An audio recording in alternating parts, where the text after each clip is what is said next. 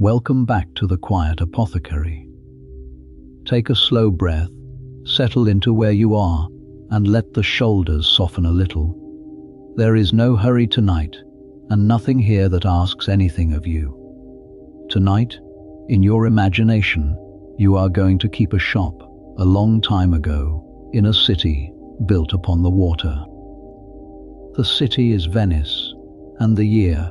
by the slow reckoning of the calendar, is somewhere near the middle of the 1500s, in the long warm afternoon of the Renaissance, when Venice is still the great gateway between the West and the East, and the wealth of half the world passes slowly through her quiet green canals.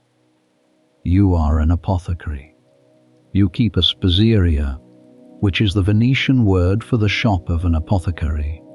a small narrow shop of painted shelves and painted jars,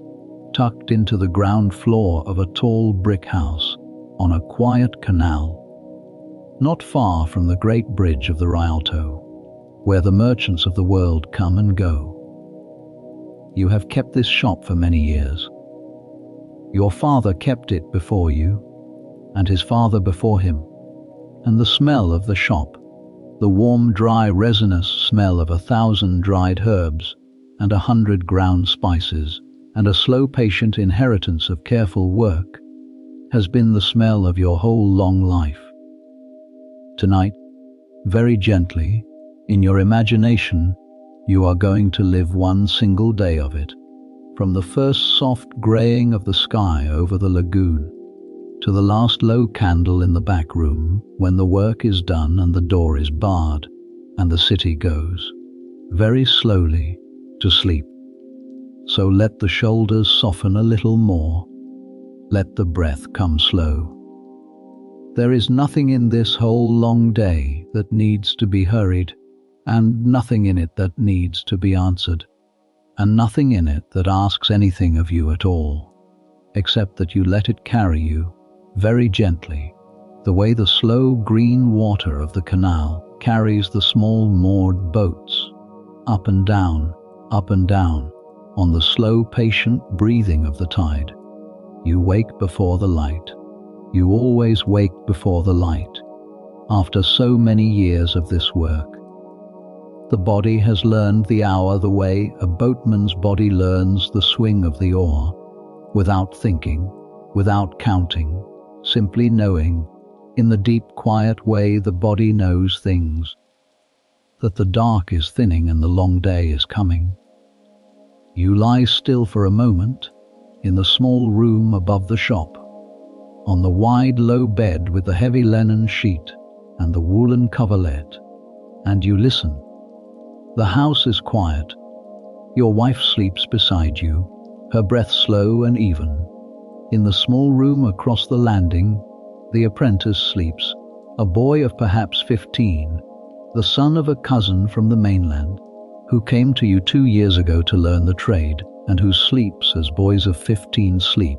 like a stone dropped into deep water. Below you, the shop is dark and silent and waiting. And outside, beyond the shutters, the great city of Venice is beginning, very slowly, very quietly, to wake. You hear it before you see it. That is the way of this city. You hear first the water. Venice is a city built upon the water, and the water is never quite silent.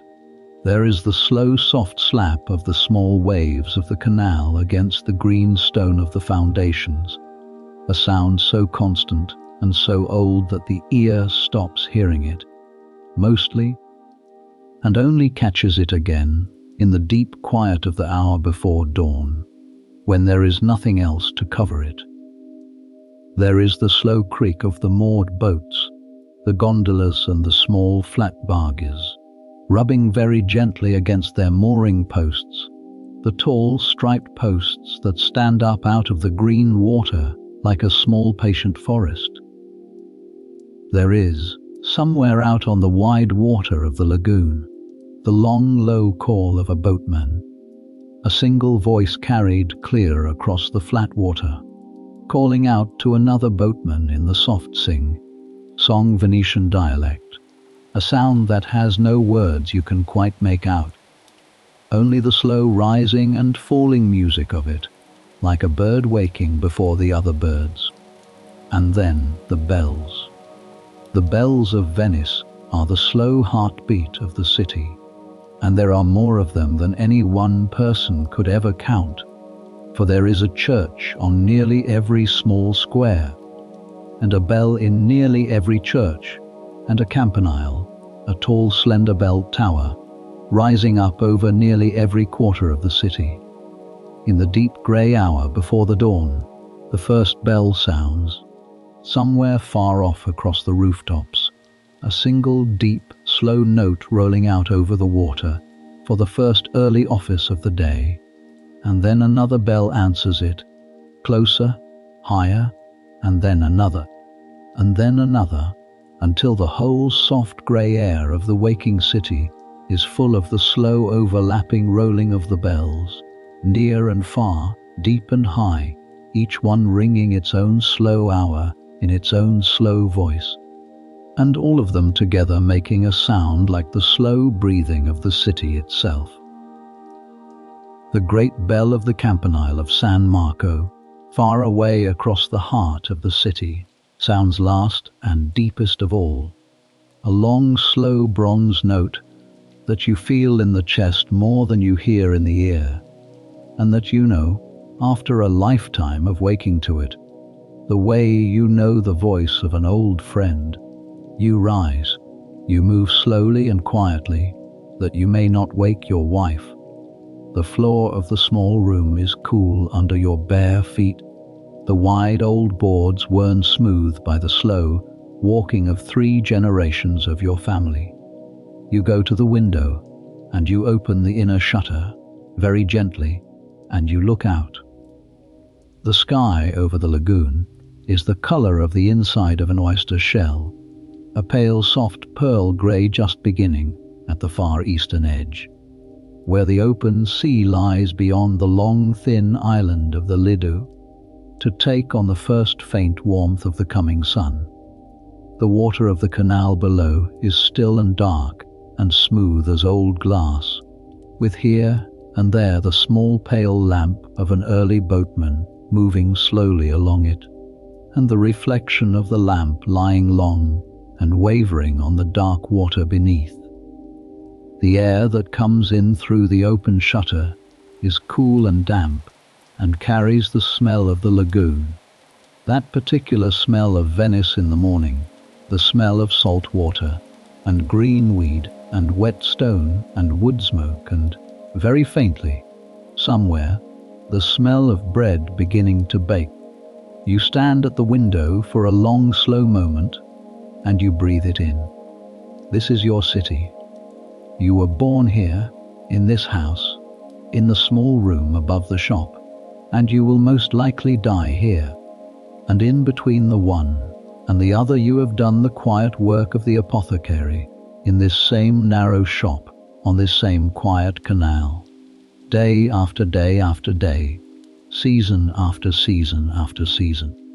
for longer than you sometimes care to count. There is a great peace in it,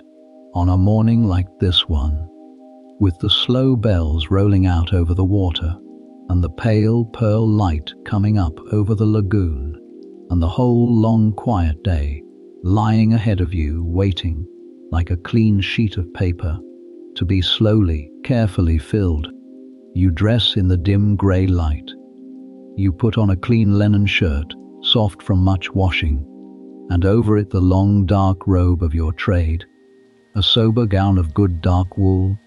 plain and respectable, for the apothecary is a man of standing in the city, a member of an ancient and honourable guild, and he dresses with the quiet dignity of his station, neither too rich nor too poor. You pull on your soft leather shoes. You splash a little cool water on your face from the basin in the corner, and you smooth your beard, which is going grey now, greyer every winter. And you tie back your hair, and you are ready.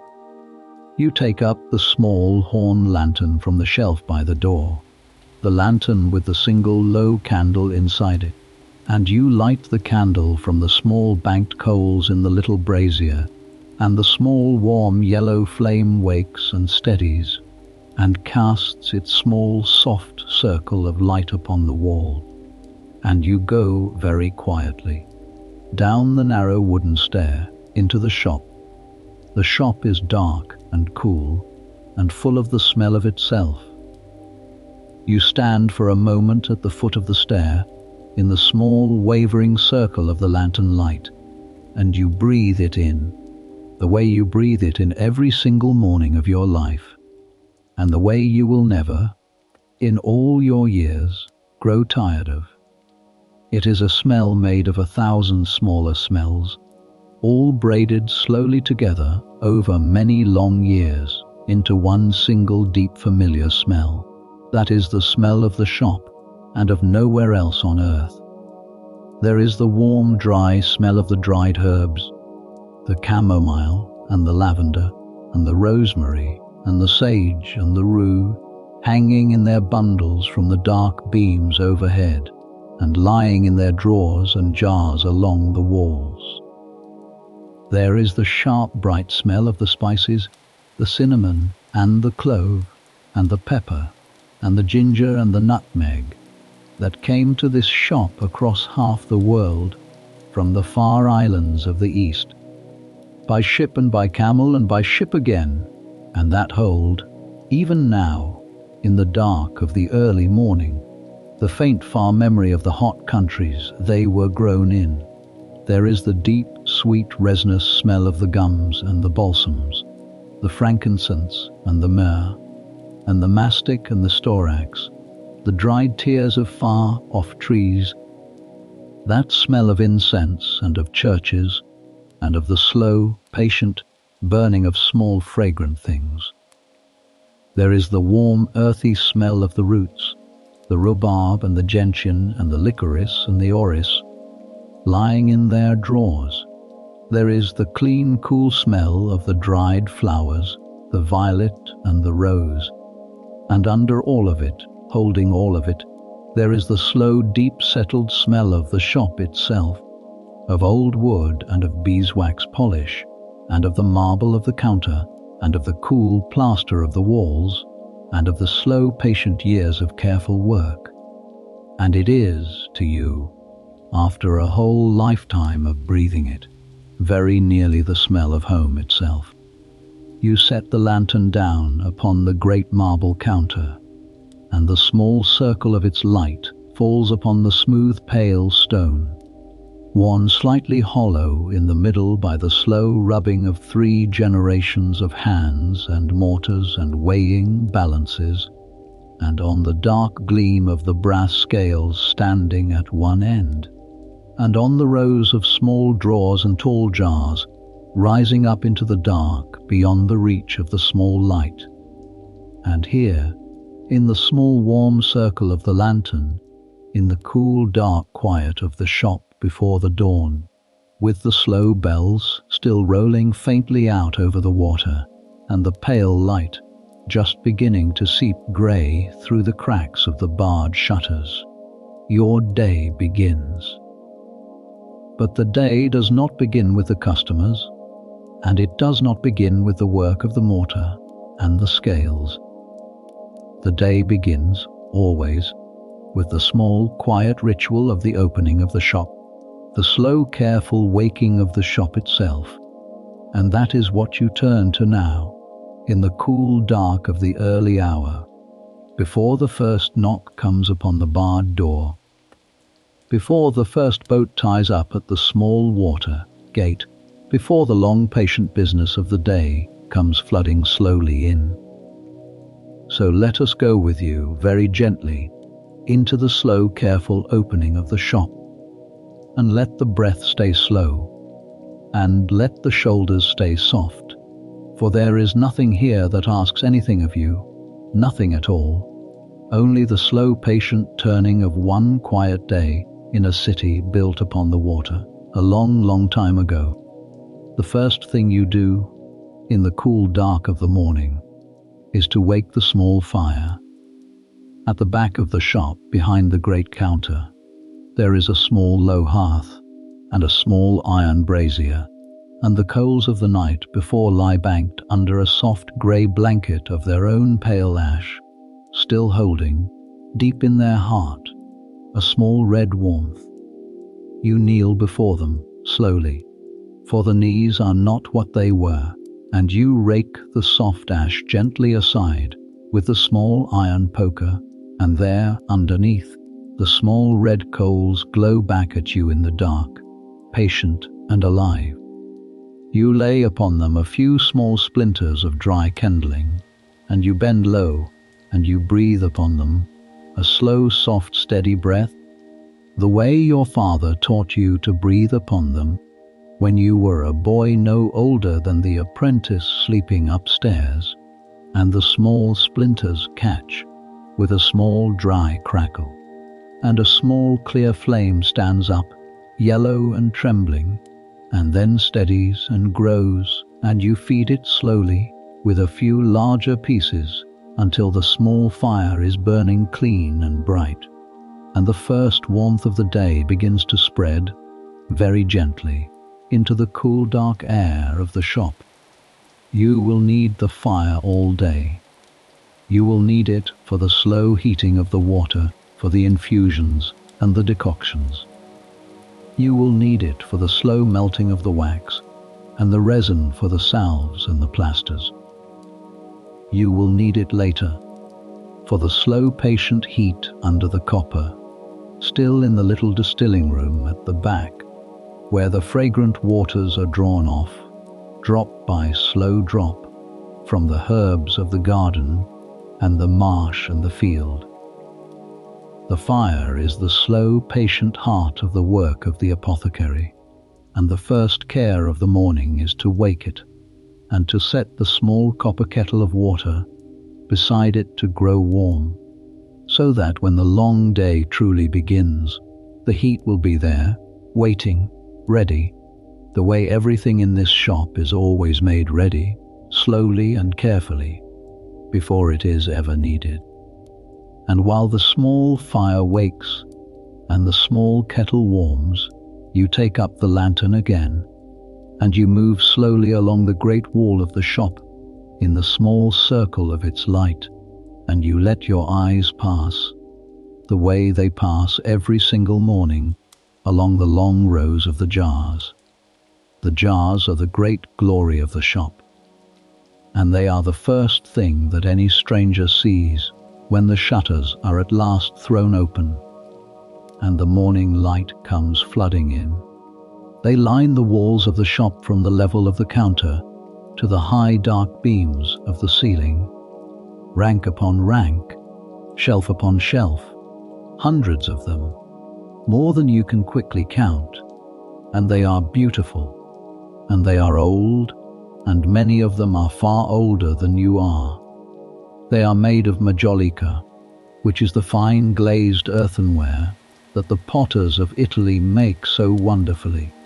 fired and glazed and painted by hand in the small inland towns where the good clay is found and brought to Venice, packed carefully in straw, by the same slow, patient boats that bring everything else to this city built upon the water. The most beautiful of them are the albarelli,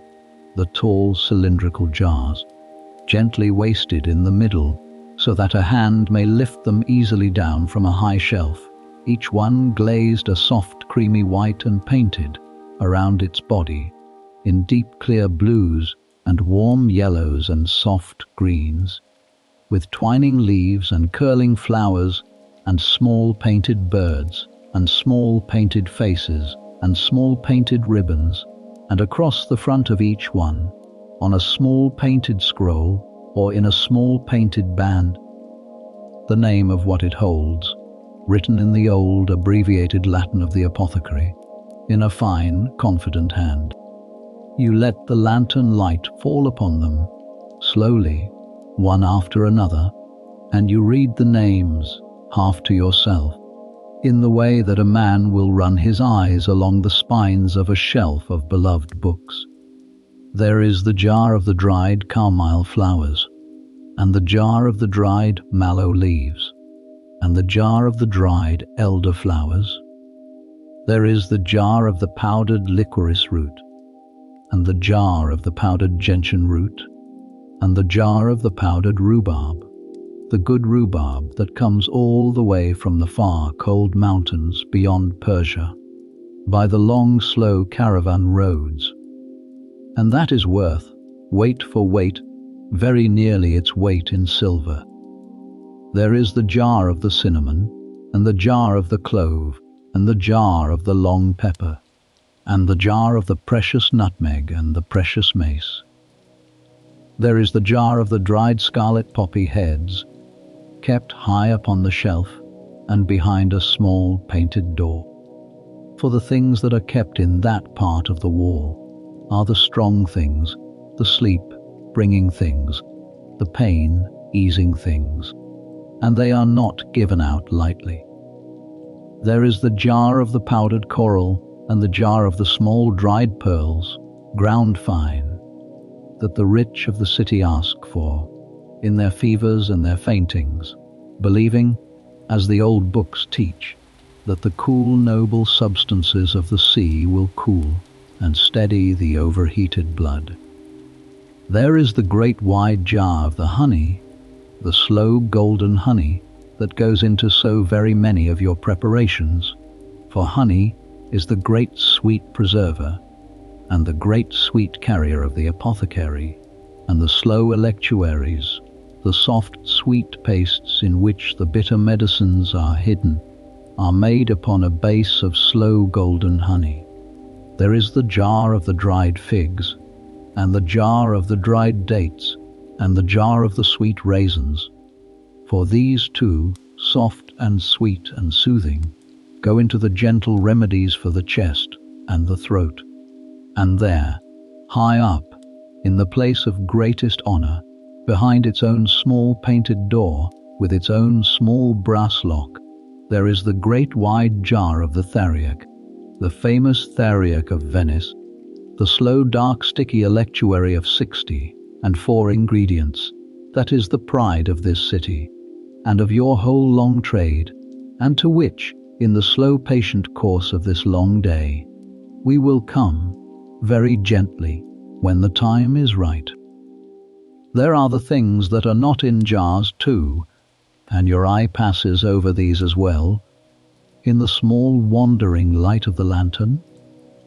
There are the small drawers, hundreds of small wooden drawers, built into the lower part of the wall, each with its own small brass ring and its own small painted label. And in the drawers lie the dried seeds, and the dried roots, and the dried barks, and the dried leaves that are kept by the handful, and weighed out fresh as they are needed. There are the bundles of dried herbs hanging from the dark beams overhead, the long green sprays of the rosemary and the sage, and the wormwood, and the southernwood, turning slowly, very slowly, in the small, slow currents of the warm air rising from the new, woken fire. There are the great glass carboys and the squat stone jars on the lower shelves, holding the oils and the syrups and the vinegars and the distilled waters, the rose water and the orange flower water and the water of the elder flower, each one clear or golden or pale green behind its own dusty glass. There is the small locked cabinet of dark polished wood in the corner behind the counter, where the rarest and most costly of the drugs are kept, the things that come from very far away and that cost very dear, the small dried lumps of the true bizarre stone, prized against all poisons, the small portions of the costliest gums and balsams, the small precious quantities of the powdered drugs that arrive only rarely and in tiny amounts, by ways that you do not always fully understand, from the far hot countries of the East. And as your eye passes over all of this, slowly, in the small light of the lantern, in the cool, dark quiet of the morning before the shop is opened, there comes to you, the way it comes to you every morning, a slow, quiet feeling that is something like wonder, and something like gratitude, and something very much like peace. For this whole long wall of painted jars and small labeled drawers and dusty glass carboys is, in a way, a map of the entire wide world, drawn in the language of dried and ground and distilled things. The cinnamon came from the far green islands beyond India. The rhubarb came from the cold mountains beyond Persia. The frankincense came from the dry, hot lands at the foot of Arabia, where the small grey trees weep their fragrant tears into the burning sun. The gentian came from the high, cold meadows of the Alps to the north, dug up by the slow, patient mountain folk and carried down on the backs of mules. The chamomile and the mallow and the elder grew in the gardens and the hedgerows and the marshy edges of the lagoon, not a half-day's row from where you stand. And all of it, the near and the far, the cheap and the dear, the homely and the exotic, has come, by 1,000 slow patient journeys, to rest here,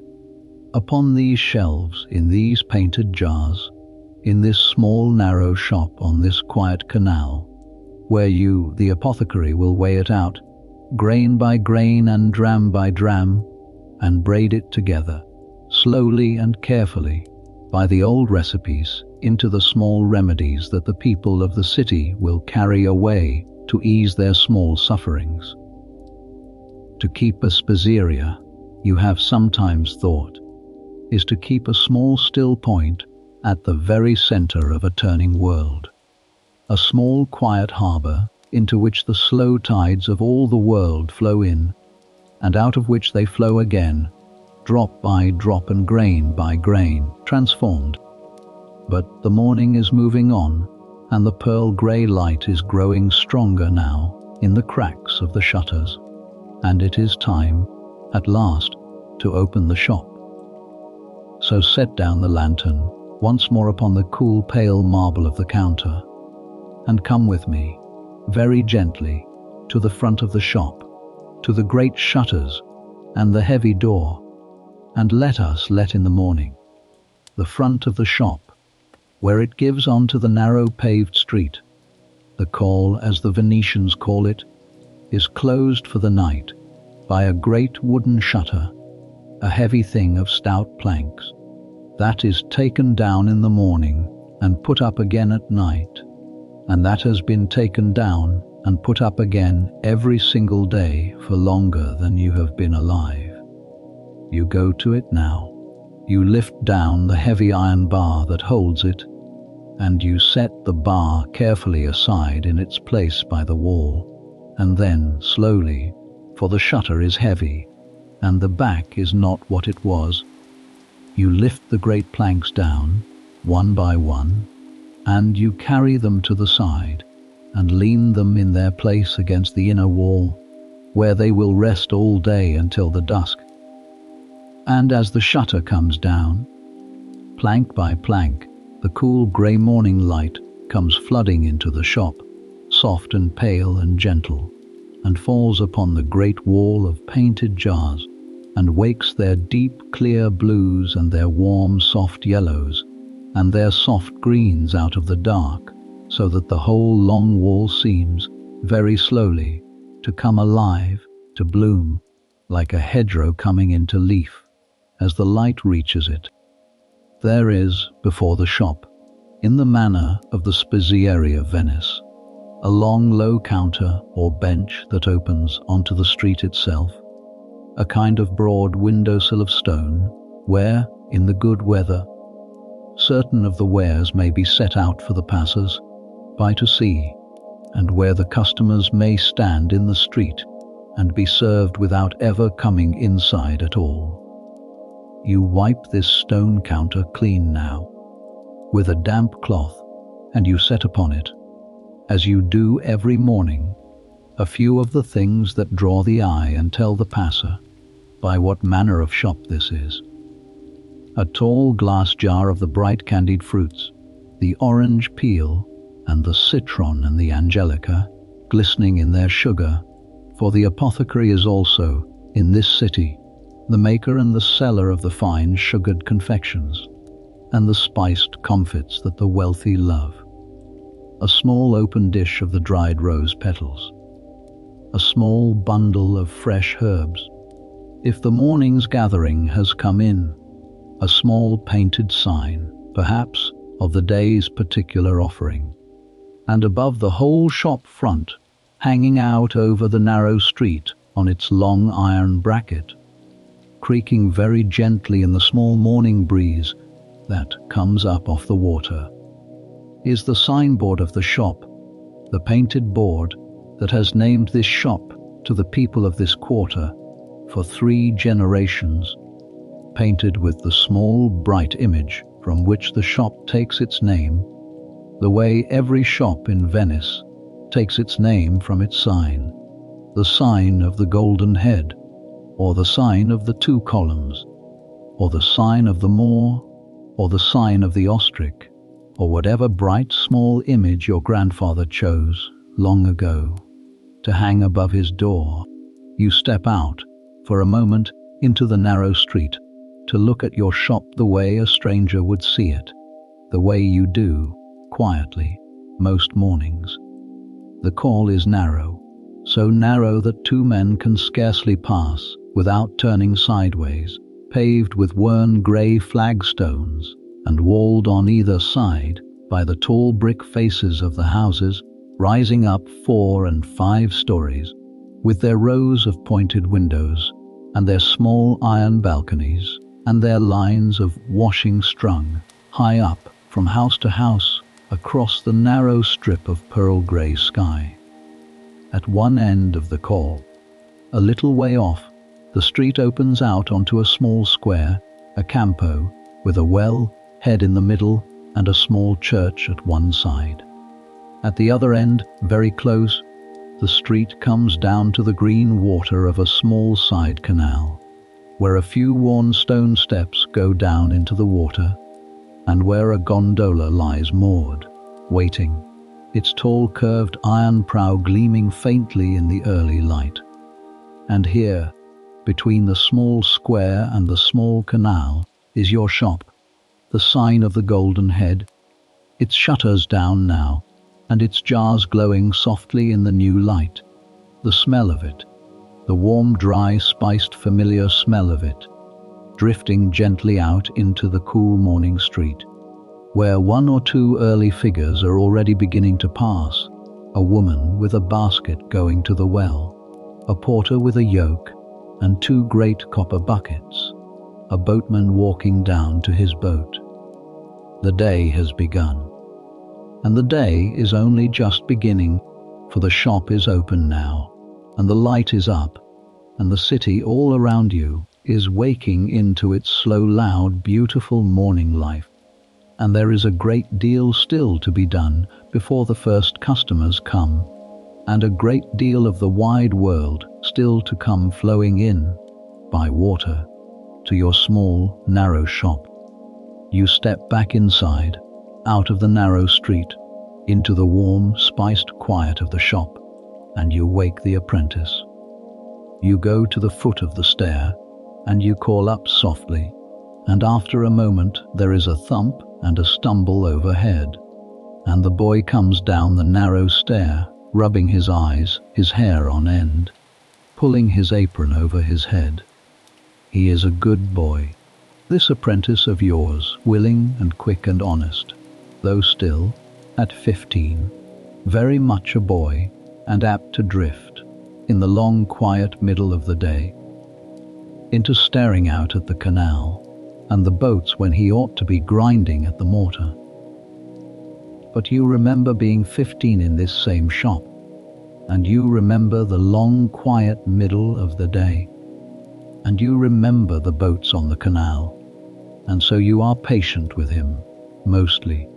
and you teach him slowly, the way your father taught you slowly, the way the trade has always been taught, hand to hand and eye to eye, across the long, slow generations. You set him first to the sweeping. The floor of the shop must be swept clean every morning. The small spillings of the day before, the small scatterings of dried leaf and ground root and spilled grain, gathered up with the soft broom and carried out and shaken into the canal, where the slow green water takes everything, in time, gently away. Then you set him to the dusting of the lower jars, and the wiping of the counter, and the carrying of the warm water from the small kettle to fill the small basin, where you will rinse the mortars between one preparation and the next. And while he works, you yourself turn to the first true business of the morning, which is the slow, careful reading of the order book and the slow, careful planning of the day. For the work of the apothecary is not only the serving of the customers who come, unannounced, through the door. A great deal of the work is the slow, patient making of the preparations that take long days, or long weeks, or long, slow months and even years to come to their readiness, and that must therefore be begun and tended and watched over long before any customer asks for them.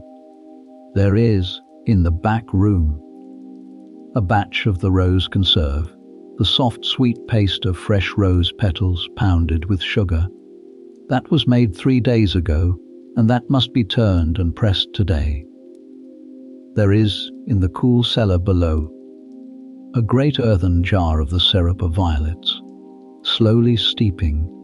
That must be strained and bottled if it is ready. There is, on the high shelf in the distilling room, a flask of a certain medicinal oil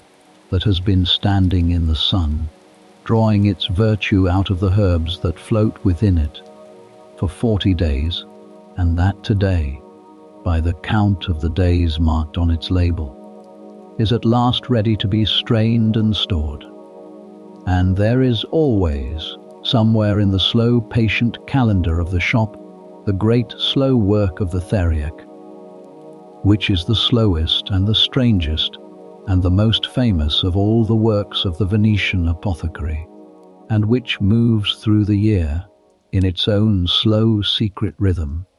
and to which, as I have promised you, we will come gently in its own good time. So you stand at the counter,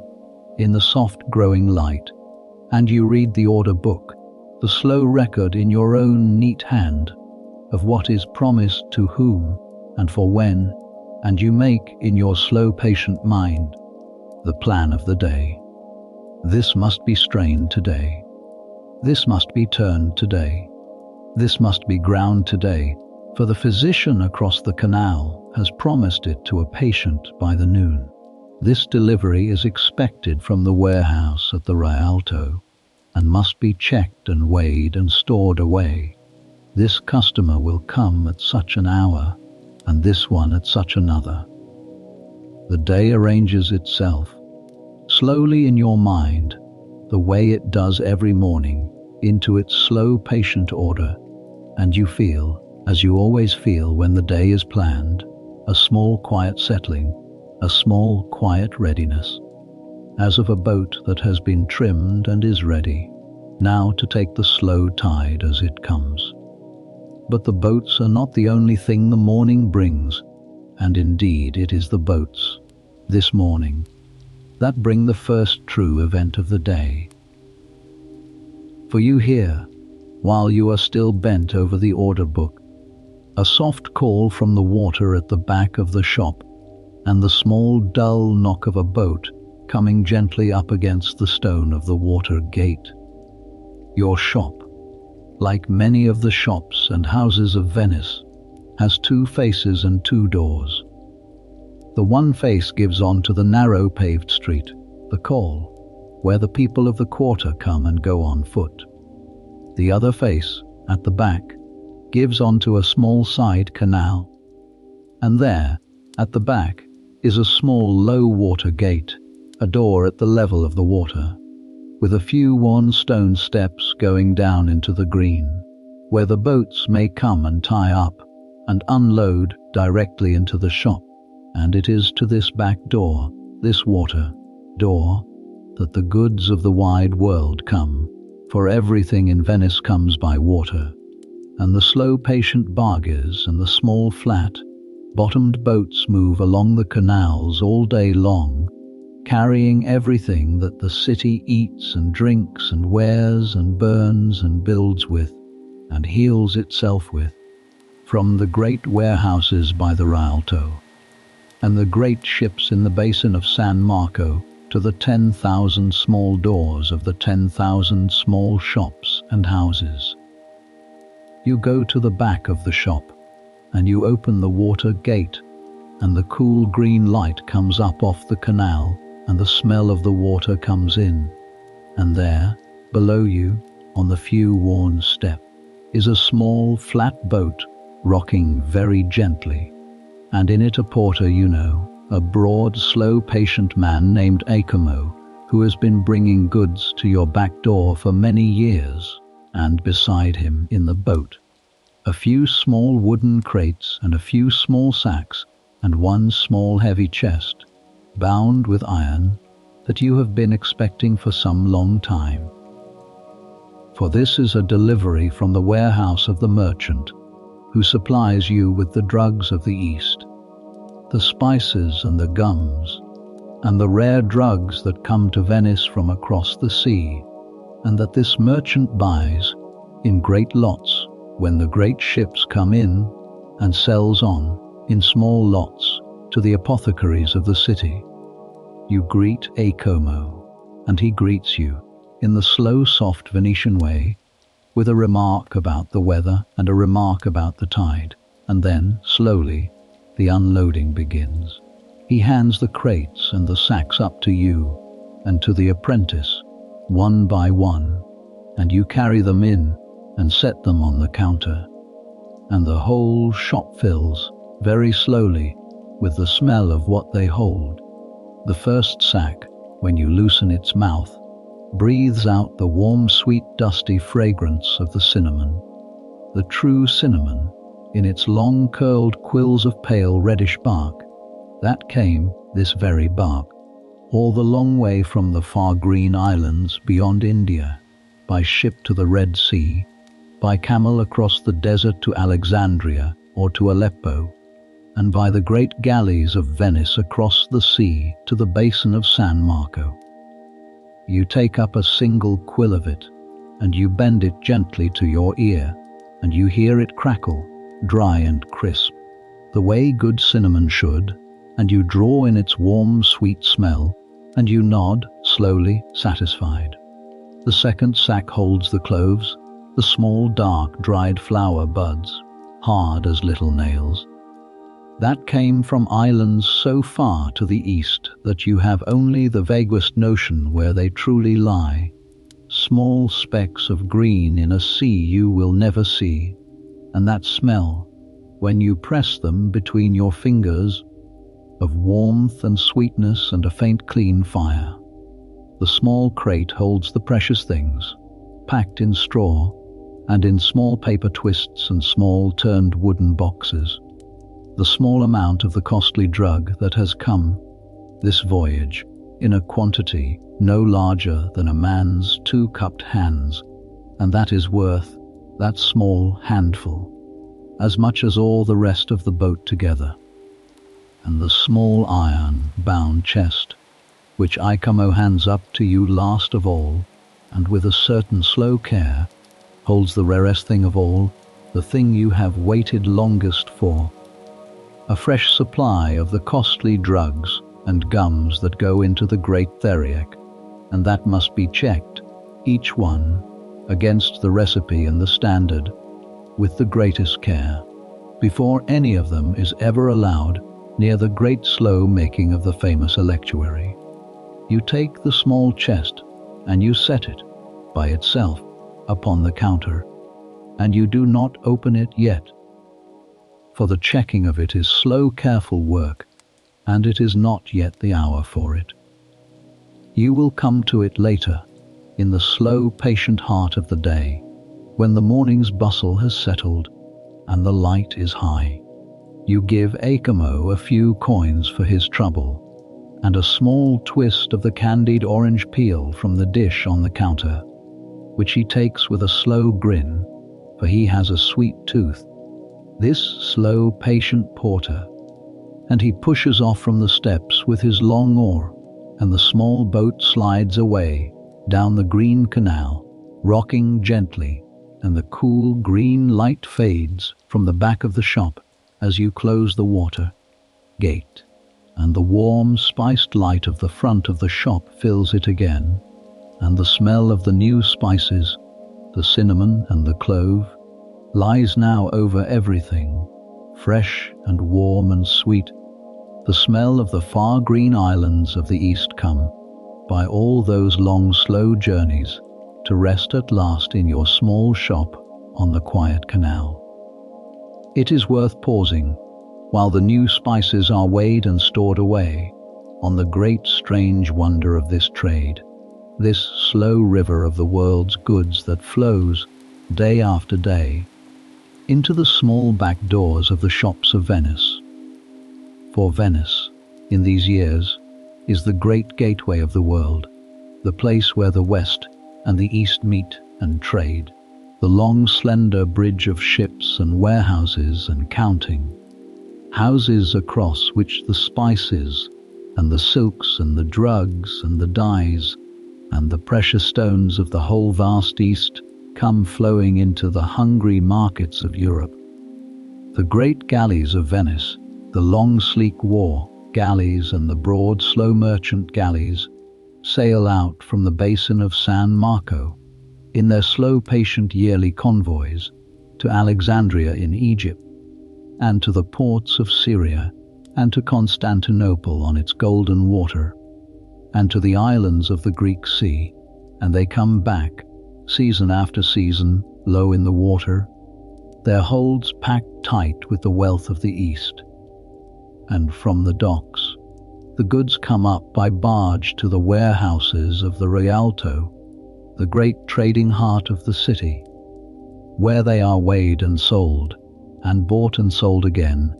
and from the warehouses they go out, in their 10,000 small parcels, by the slow patient boats, to the 10,000 small doors of the city, and a small slow trickle of that great river, a sack of cinnamon here, and a twist of precious drug there, comes day after day to your own back door, and is carried in, and weighed, and labelled, and set upon the shelf, and becomes, in time, a part of the small remedies that you make for the small sufferings of the people of your quiet quarter. You stand and weigh the new cinnamon now, on the great brass scales, dram by dram, against the small smooth brass weights, and you write the weight of it carefully in the book. For an apothecary must keep careful account of everything that comes in and everything that goes out, both for his own honest reckoning and for the guild, which may, at any time, send its inspectors to see that all is in order. And as you weigh, the apprentice carries the empty sacks to the back and folds them away, and the morning settles slowly into its work, and the first true customers of the day begin, very soon now, to come. But before the customers come, there is the work of the counter, the slow patient compounding of the simples that the morning's orders require, and this, the work at the great marble counter with the mortar and the scales, is the very heart of the apothecary's trade, the slow careful manual craft of it, the part that no book can ever quite teach, and that the hands must learn for themselves, slowly across the long years. So let us go to the counter with you, and let us watch the slow careful work of the hands, for there are few things in this world more quieting to watch or to do than the slow, patient grinding of a fragrant thing in a smooth stone mortar in the soft morning light. The mortar that you use most is a great mortar of polished marble, smooth and cool and pale, that stands always in its place at the center of the counter, in the hollow worn slightly into the marble of the counter itself by 3 generations of its standing there. It is heavy, this mortar, so heavy that it does not move when you grind in it, however hard you press, and its inner bowl is worn satin, smooth by the slow rubbing of 10,000 grindings. The pestle is of the same pale marble, a smooth, heavy club of stone that fits the curve of the bowl, and that fits, too, after all these years, the curve of your own right hand, the way an old tool comes, in time, to fit the hand that has held it for a lifetime. There are other mortars, too, for other works, a small one of hard dark stone for the grinding of the small precious quantities of the costly drugs, and one of brass with a brass pestle that rings like a small bell when it is struck, and that is kept for the things that must not touch the stone, and one of hard close, grained wood for the soft sticky things. But it is the great marble mortar that you turn to first this morning, and into it, by the careful weight of the scales, you measure the dried things that the first preparation requires. This first preparation is a simple thing, a powder for the easing of the stomach, ordered by a good customer of the quarter, a merchant's wife who suffers, after the heavy rich meals that her husband's table provides, from a heaviness and a griping and a sour rising in the stomach, and to whom you give, as your father gave to her mother before her, a gentle warming carminative powder of the seeds that ease the wind and settle the digestion. You measure into the mortar a dram of the fennel seed, and a dram of the anise seed, and a half dram of the caraway, and a small pinch of the precious ginger, and a small pinch of the cinnamon, and a few grains of the clove, each one weighed carefully on the small scales against the small smooth brass weights. For the apothecary measures everything, always, by weight, and never by guess, for a guess in this trade may be the difference between a remedy and a poison. And then you take up the smooth heavy pestle, and you begin to grind. There is a rhythm to the grinding, a slow, patient, circling rhythm, and the body falls into it without thinking, the way the body falls into the rhythm of any long, familiar work. You press the pestle down into the seeds, and you turn it slowly around the smooth curve of the bowl, around and around, and the seeds crack under it with a small dry sound, and release their fragrance into the cool morning air, the warm, sweet licorice smell of the fennel and the anise, the warm, earthy smell of the caraway, the bright, clean fire of the ginger and the clove. Around and around goes the pestle, slowly, patiently, and under it the seeds break, and break again, and break smaller, and turn slowly from whole seeds to coarse grains, to fine grains, to soft powder, and the smell rises and fills the shop, and the soft warm light comes in through the open shop front, and falls upon your hands and upon the pale stone, and the slow soft sound of the grinding, the small steady scrape and turn of stone upon stone, fills the quiet morning. There is no hurry in it. There is never any hurry in it. To grind too fast is to grind badly, to heat the powder with the friction, and to drive off the fragrant oils that are the very virtue of the thing. So you grind slowly, patiently, evenly, around and around, and you stop, now and then, to scrape the powder down from the sides of the bowl with the small horn spatula. and you grind again, until at last the whole is a fine, even, fragrant powder, soft as flour, sweet and warm and gently fiery, and you tip it out, carefully, through the fine sieve, the small drum of fine silk gauze that catches the few coarser bits, and what falls through is the finished powder, ready to be folded into its small twist of paper and given to the merchant's wife, who will take a small spoonful of it, stirred into a cup of warm wine after her heavy dinner, and feel, soon after, the slow, gentle settling of the troubled stomach, and bless, perhaps as she has blessed for many years, the small fragrant powder from the sign of the golden head. This is the slow, patient craft of it, the weighing and the grinding and the sieving and the folding, repeated with 1,000 small variations across the whole long day. For each preparation has its own slow method, learned over the long years, written, some of them, in the great old recipe book that your grandfather began, and your father continued, and you continue still, the heavy leather, bound book of the shop's own recipes, with its slow, careful hand, and its small faded notes in the margins, and others held only in your own memory, in your own hands, the small secrets of the trade that pass unwritten from one apothecary to the next.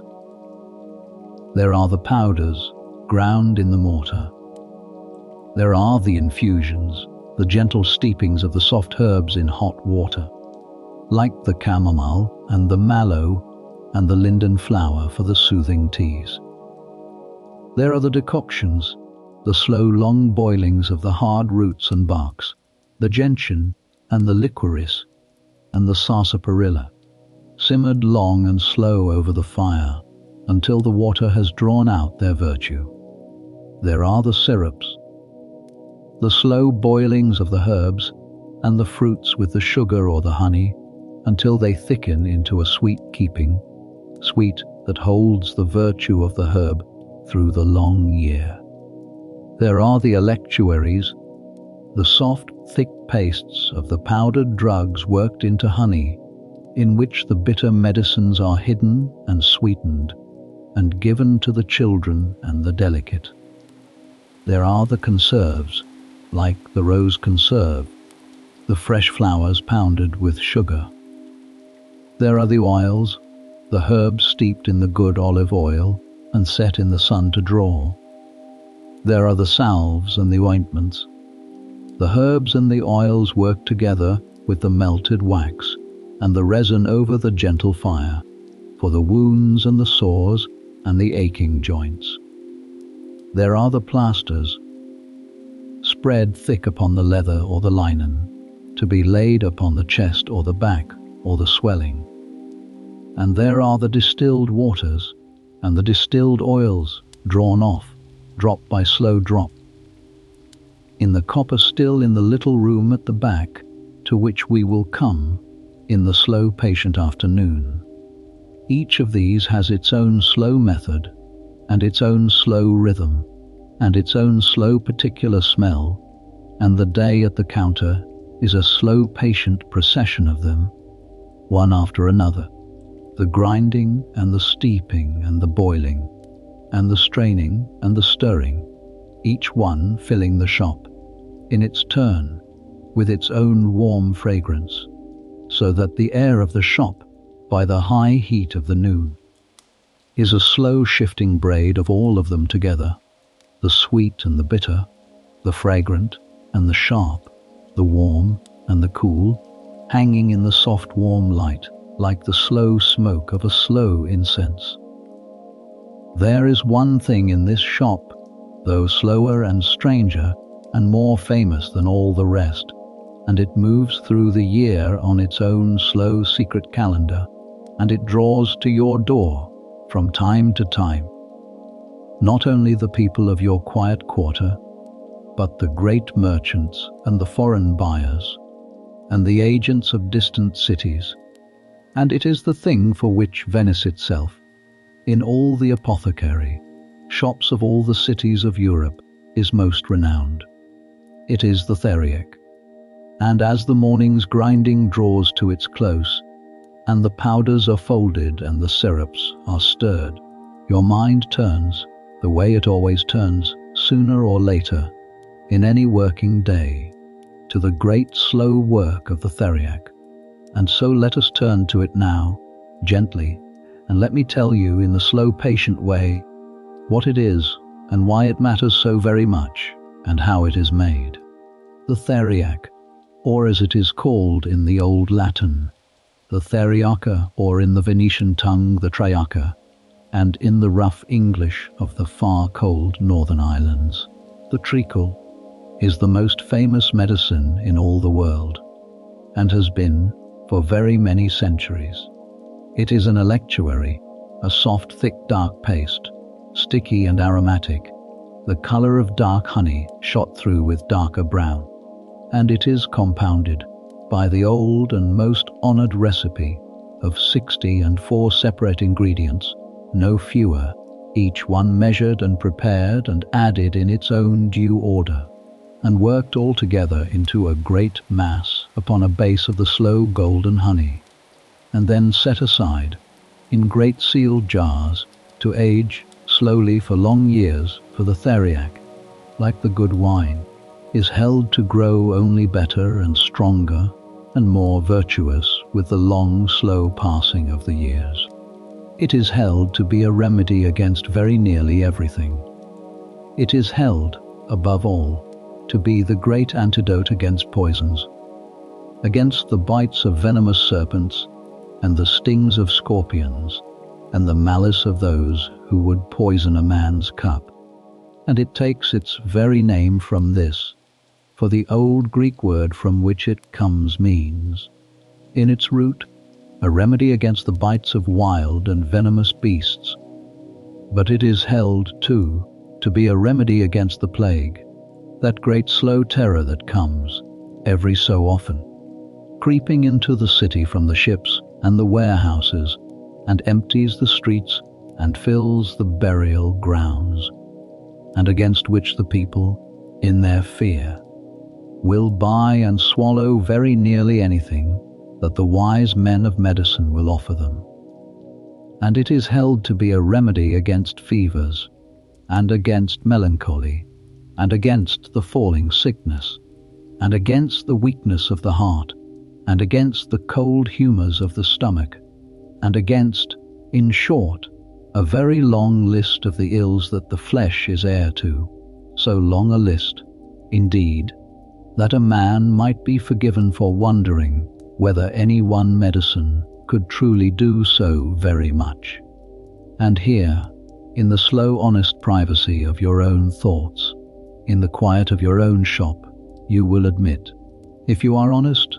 and you are an honest man, that you do not entirely know.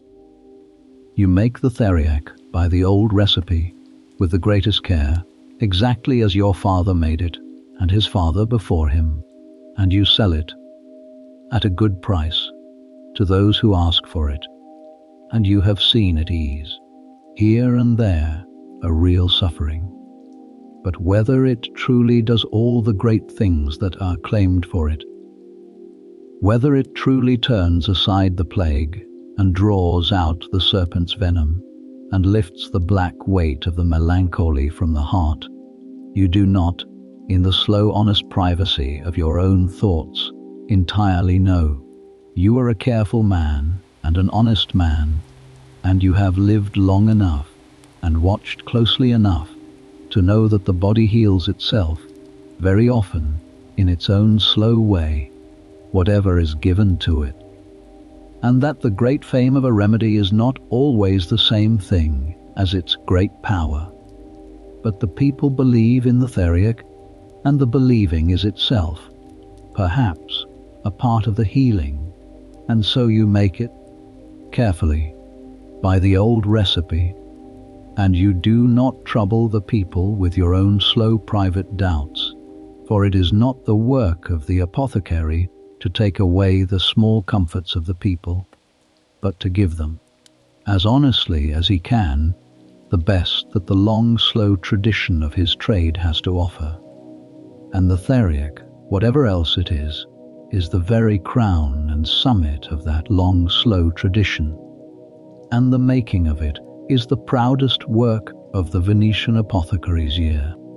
For the making of the Theriac in Venice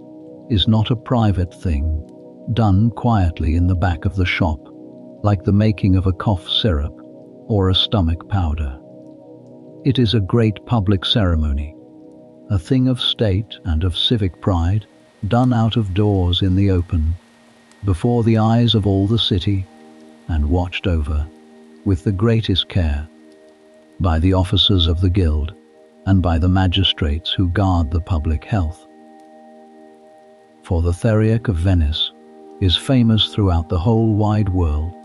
and merchants come from England and from Germany, and from the far cold north, to buy the true Venetian Theriac, the genuine triaca made in Venice by the licensed apothecaries under the eye of the magistrates. And they will pay a high price for it, and they will be cheated in lesser places with false imitations of it. And so the city guards the good name of its Theriac with the greatest jealousy, as a great merchant guards his good name, for the good name of the Venetian Theriac is worth, to the city, a very great deal of money indeed. Only a certain number of the apothecary shops of Venice are licensed to make the true Theriac, perhaps 40 of them in the whole city, the oldest and the most honored of the spezieria. And yours, the sign of the golden head, is one of them, by an old right that came down to you from your grandfather. And it is a right that you guard, and a duty that you discharge, with the greatest pride and the greatest care. The making is done in the warm season, once a year, and it is done thus. First, in the weeks before the making, all of the 64 ingredients must be gathered, and checked and approved. And here is the strange and wonderful part, the part that draws the crowds. For some days before the great compounding, the apothecary must set out all of his 64 ingredients in the open, before his shop, each one in its own dish or jar, plainly labeled for all the world to see and to inspect. The whole long recipe is laid out in the open street, before the eyes of the people and the eyes of the magistrates and the eyes of the physicians of the guild,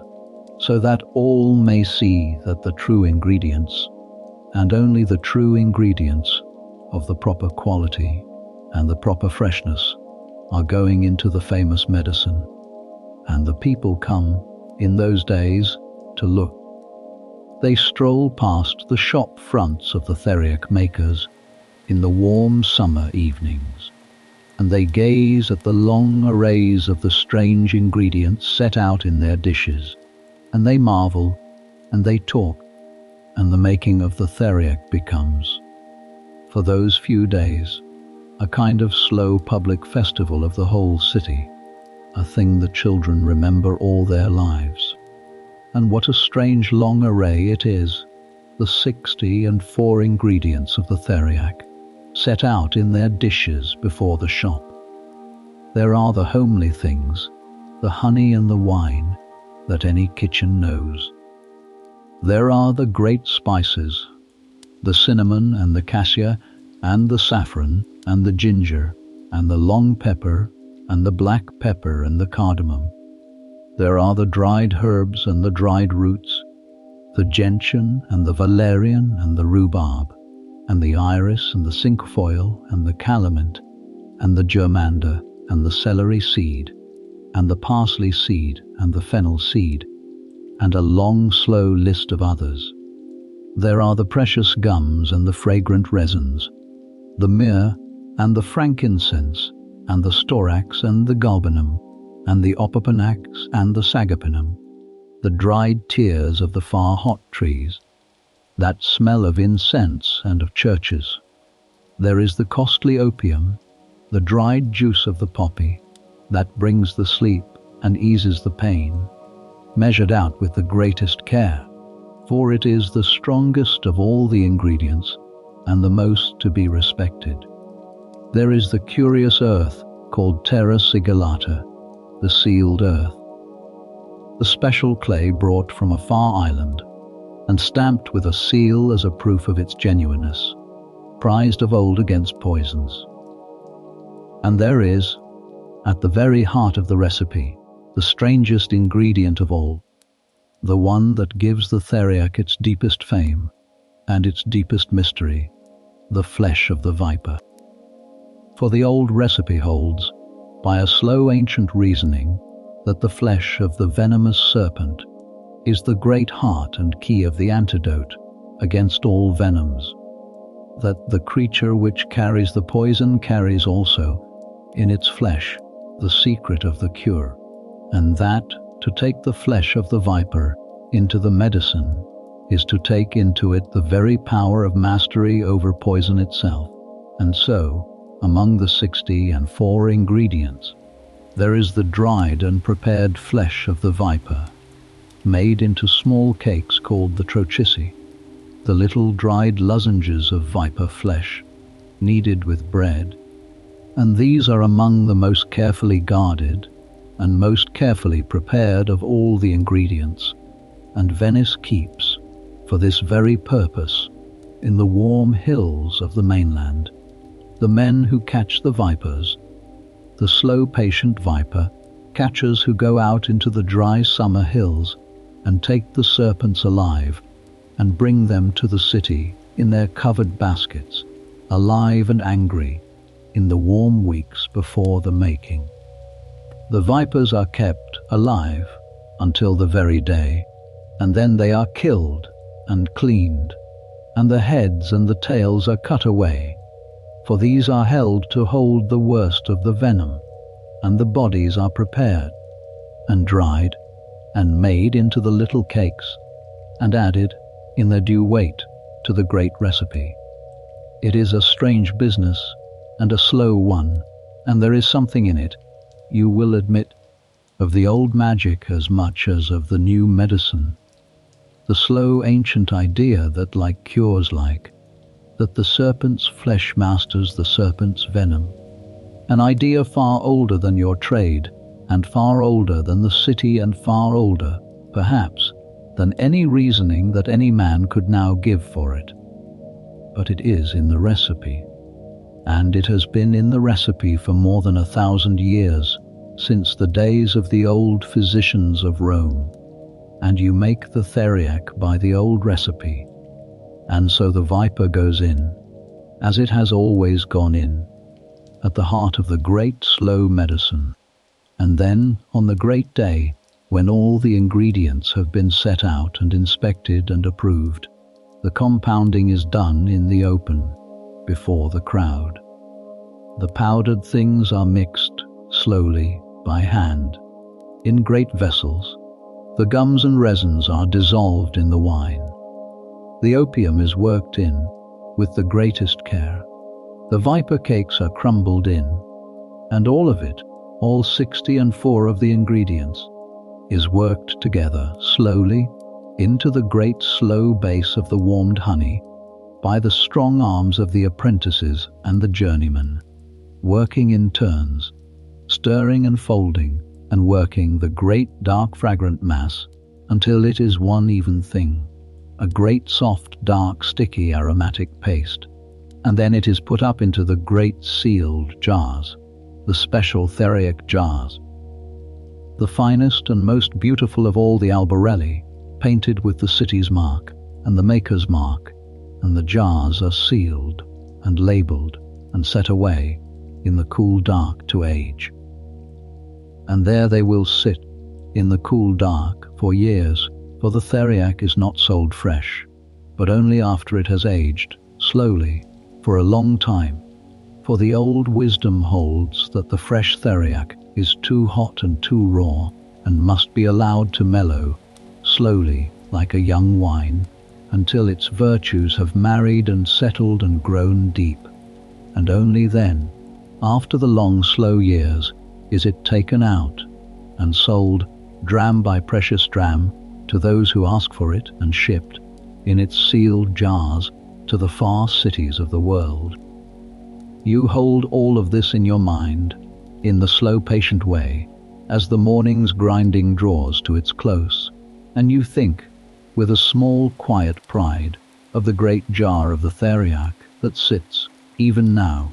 behind its small painted door and its small brass lock, on the high shelf of your shop, aging slowly, the work of a making 3 summers past, not yet quite ready, by your own slow, careful reckoning, to be sold, and of the small iron bound chest that came this very morning by the boat, with the fresh supply of the gums and the costly drugs for the making that will come this summer, when the warm season turns and the vipers are caught in the hills, and the long array is set out once more before the shop in the warm evenings, for the people of the quarter to come and marvel at, as they have marveled every summer, all your life. It is the slowest of all your works, the Theriac, and the strangest and the proudest, and it ties your small shop by a slow, strong thread to the whole great long history of your trade, back and back, through your father and your grandfather, through the long line of the apothecaries of Venice, through the old physicians of Rome who first wrote the recipe down, all the way back to the very dawn of the art of healing, in the far countries and the far centuries, where men first began to gather the herbs and the roots and the strange substances of the world, and to braid them together slowly against the suffering of the flesh. But hold the thought of the Theriac gently now, and let it settle back slowly onto its high shelf behind its small painted door, for the morning is moving on, and the light is climbing toward the noon, and the door is opening again and again, and the first of the day's true customers are coming, at last, into the shop, with their small sufferings and their small needs and their small slow stories, and it is to them, the people, that we turn now, for the apothecary's day is, above all things, a day among the people, and the slow patient hearing of their troubles, and the slow gentle giving of what small help the trade can give. The first customer of the morning is the merchant's wife herself, the very one for whom you ground, an hour ago, the warming powder for the stomach, and she comes in the soft mid-morning light.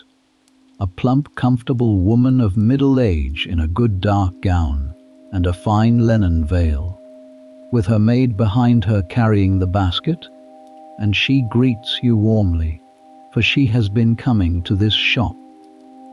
and her mother before her, for the whole of her long life, and you greet her warmly in return,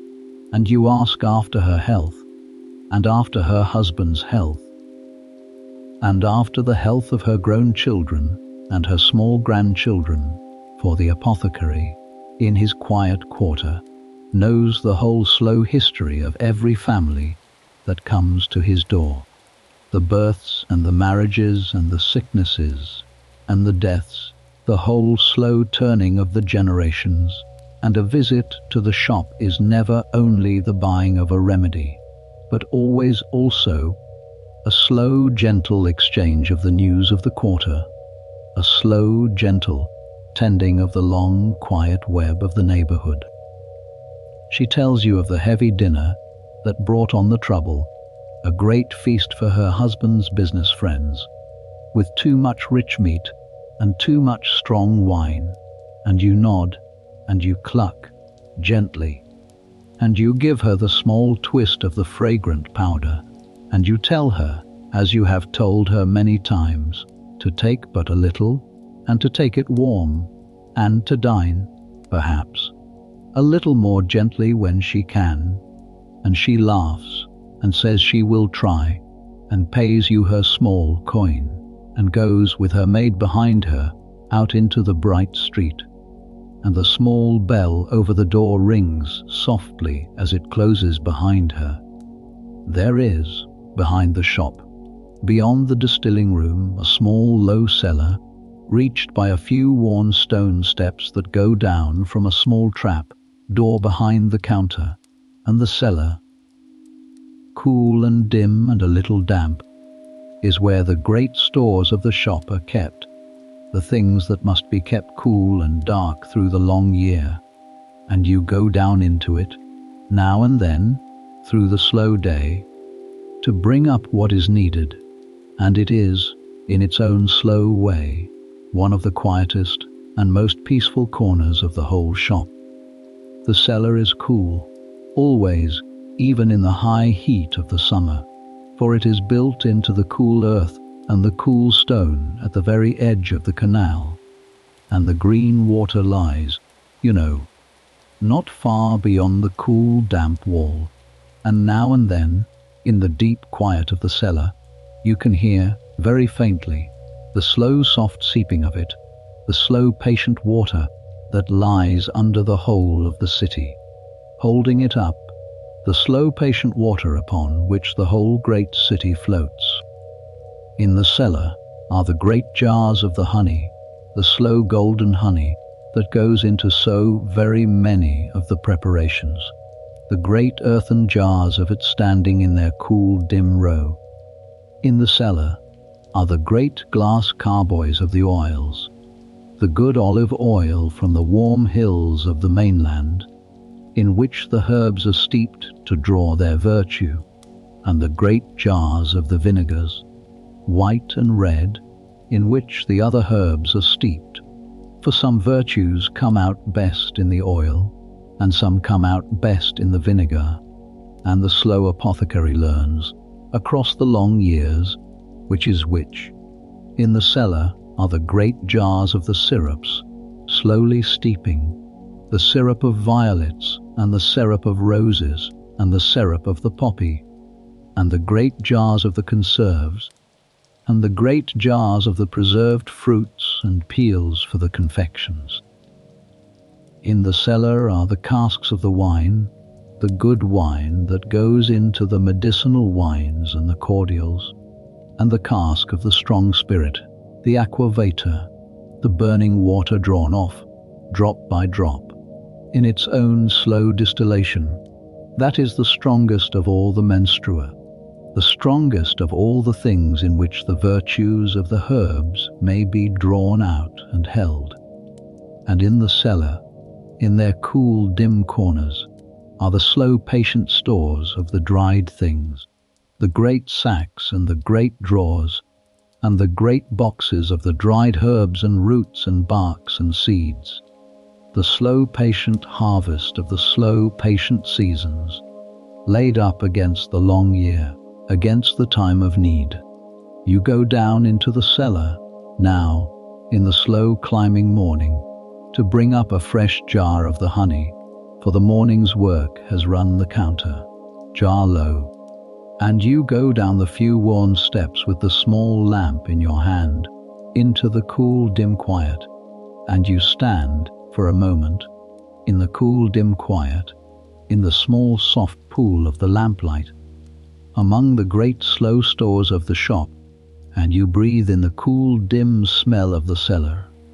the cool damp earthy stony smell of it, with the deep sweet smell of the honey, and the deep sour smell of the vinegar, and the deep warm smell of the wine, and the deep dry smell of the stored herbs, all braided slowly together. And there is, in the cool dim quiet of the cellar, a deep slow peace, the deep slow peace of the slow patient stores laid up against the year, the deep slow peace of the man who knows that his shelves are full, and his cellar is stocked, and his shop is ready, against whatever the long slow year may bring. You bring up the fresh jar of the honey, and you set it in its place on the counter, and the morning's work goes on. A man comes, a gondolier, his hands cracked and sore from the long days at the oar in the salt air and the wet, and you give him a soothing salve for the cracked skin, and a word of slow kindness for the long hard work. A woman comes, with a small burn on her arm, taken at the kitchen fire, and you dress it gently with a cooling salve and a soft, clean cloth, and you tell her how to tend it, and to keep it clean,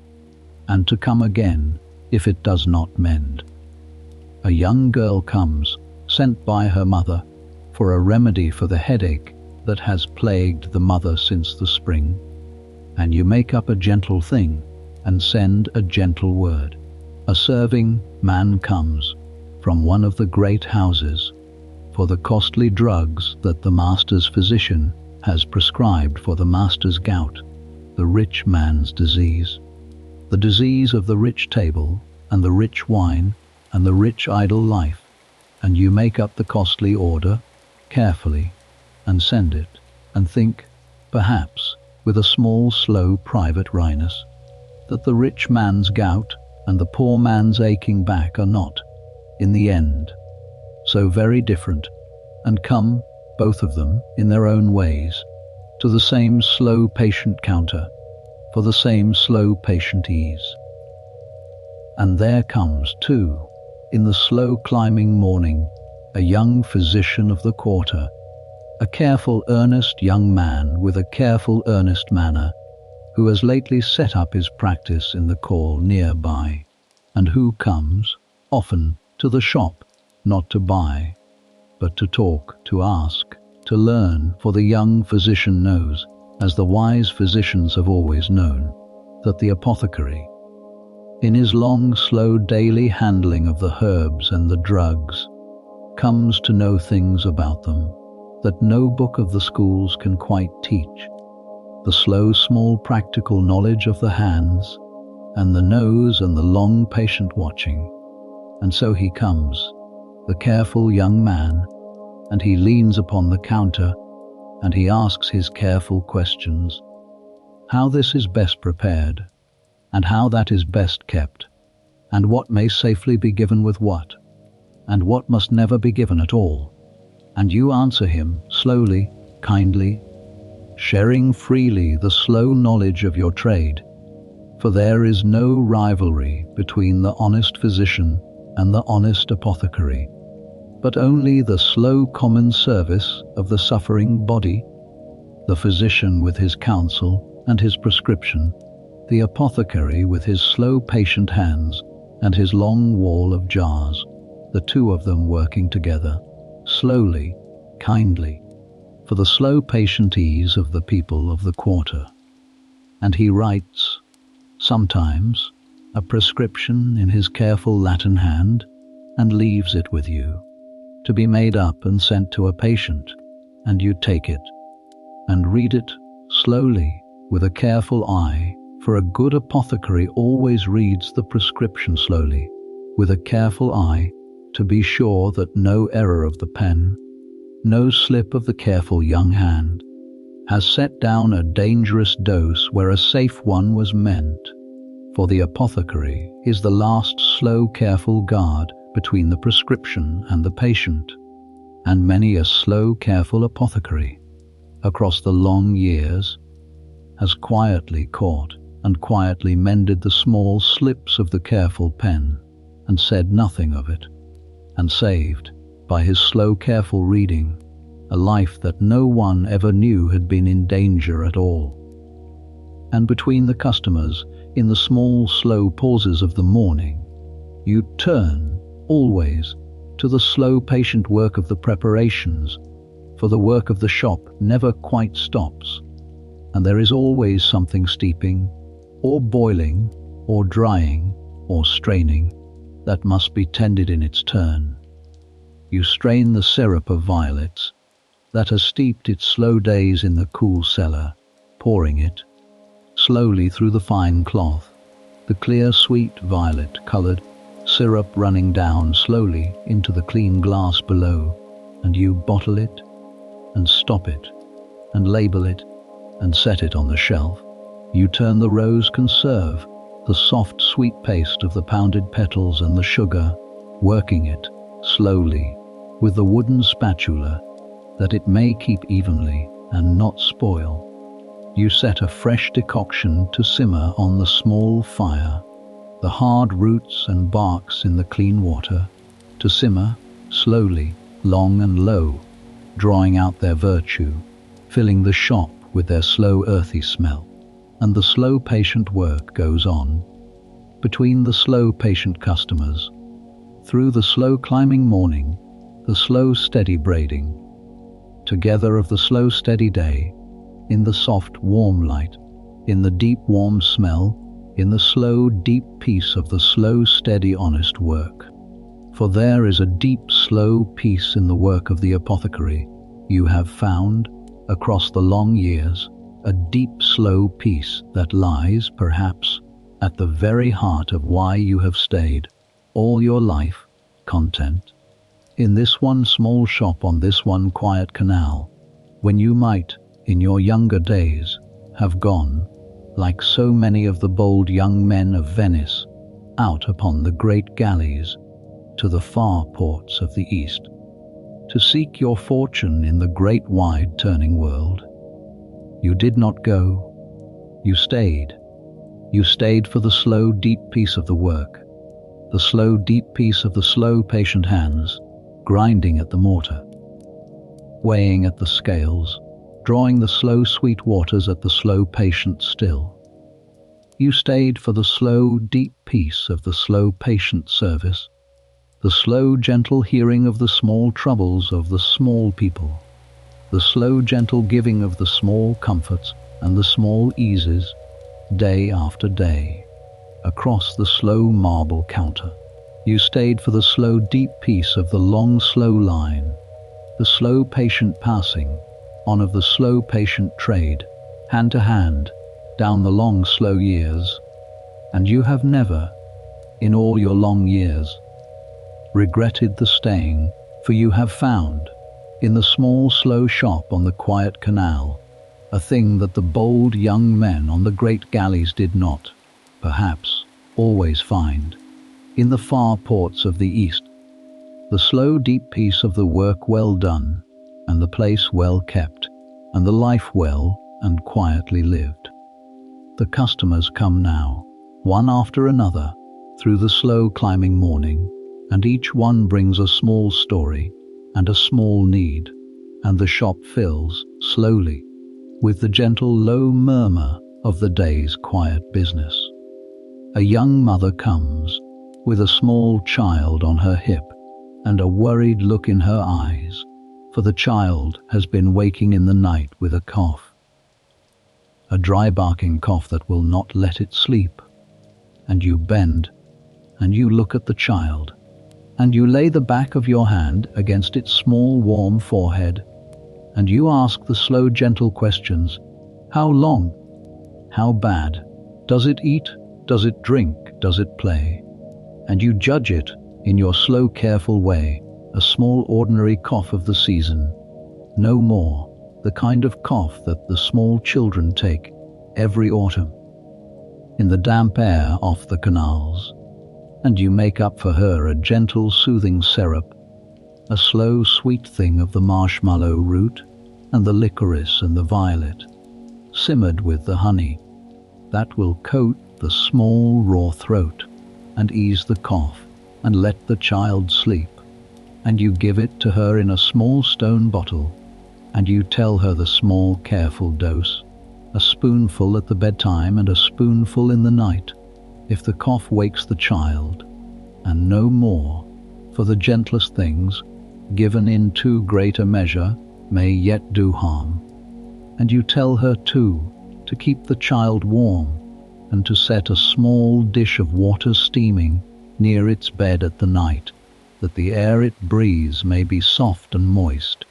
And she thanks you, and pays her small coin, and goes, the child quieter now, perhaps in her arms, for the children, you have long noticed, grow quiet themselves at the soft sweet smell of the syrup and the soft low voice of the apothecary. An old man comes, slow and bent, leaning upon his stick, a fisherman of the lagoon, his face brown and creased as old leather from a long life on the bright water, and his hands knotted and swollen at the joints with the slow, cruel stiffening that comes to the old, the stiffening that aches in the cold and the damp,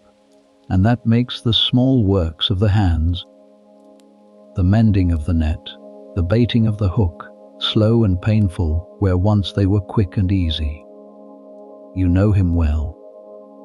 He has come to you for years, for the same slow trouble, and you make up for him,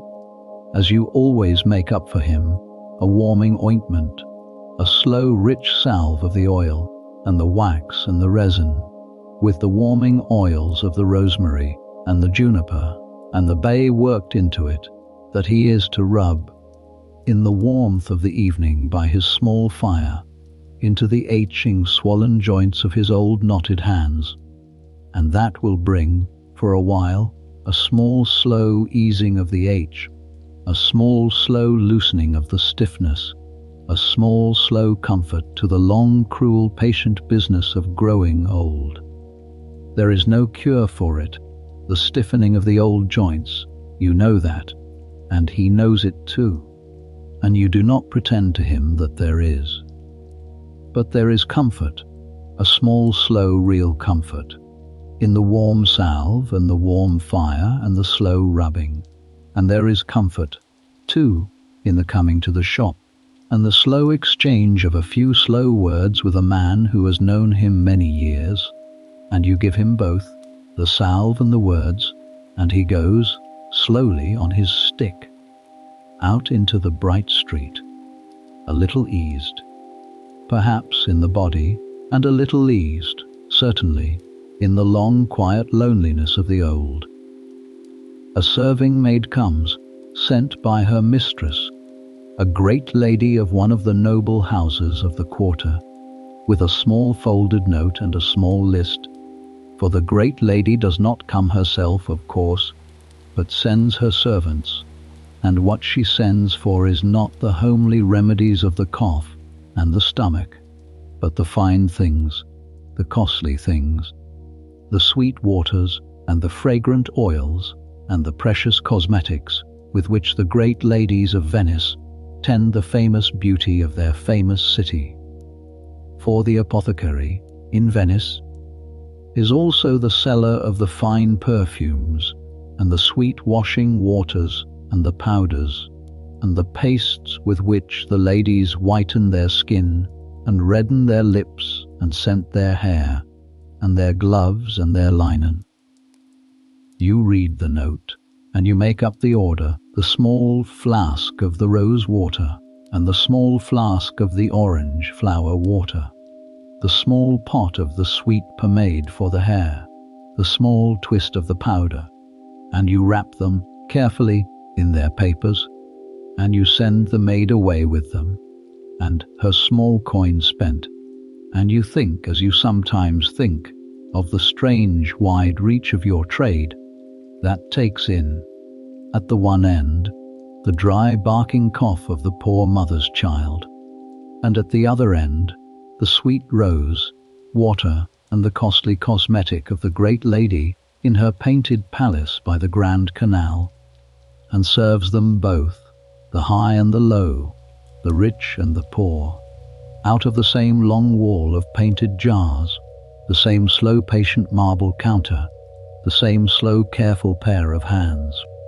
And so it goes through the long climbing morning, customer after customer, each with a small story and a small need. A man comes with a sore tooth, his cheek swollen, his face drawn with the long dull pain of it,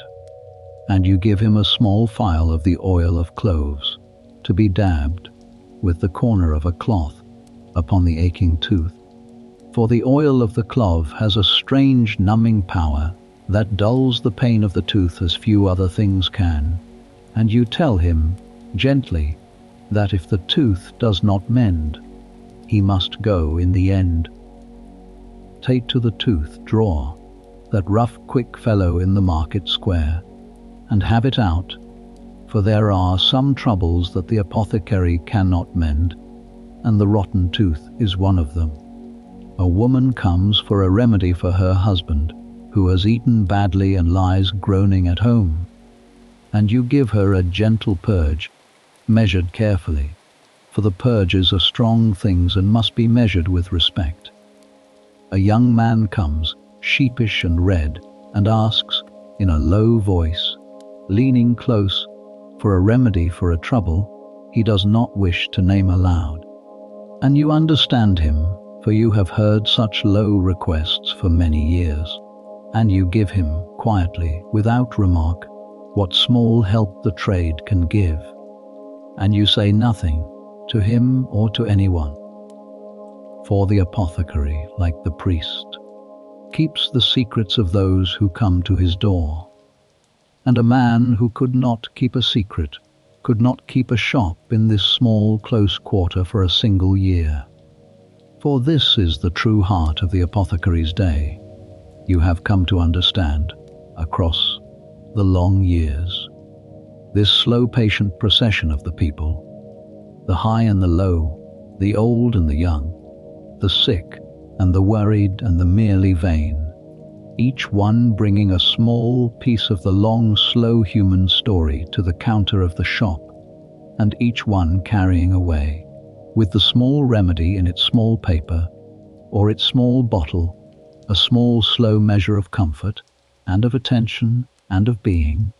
for a few quiet moments truly heard. The remedies themselves, you have sometimes thought, in the slow, honest privacy of your own mind, do perhaps less than the people believe. But the slow, careful attention, the slow, gentle hearing of the trouble,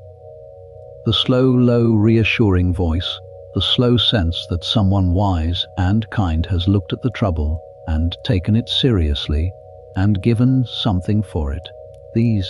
perhaps, do more than the people know. And so you give them all, the remedy and the attention together, as honestly and as kindly as you can,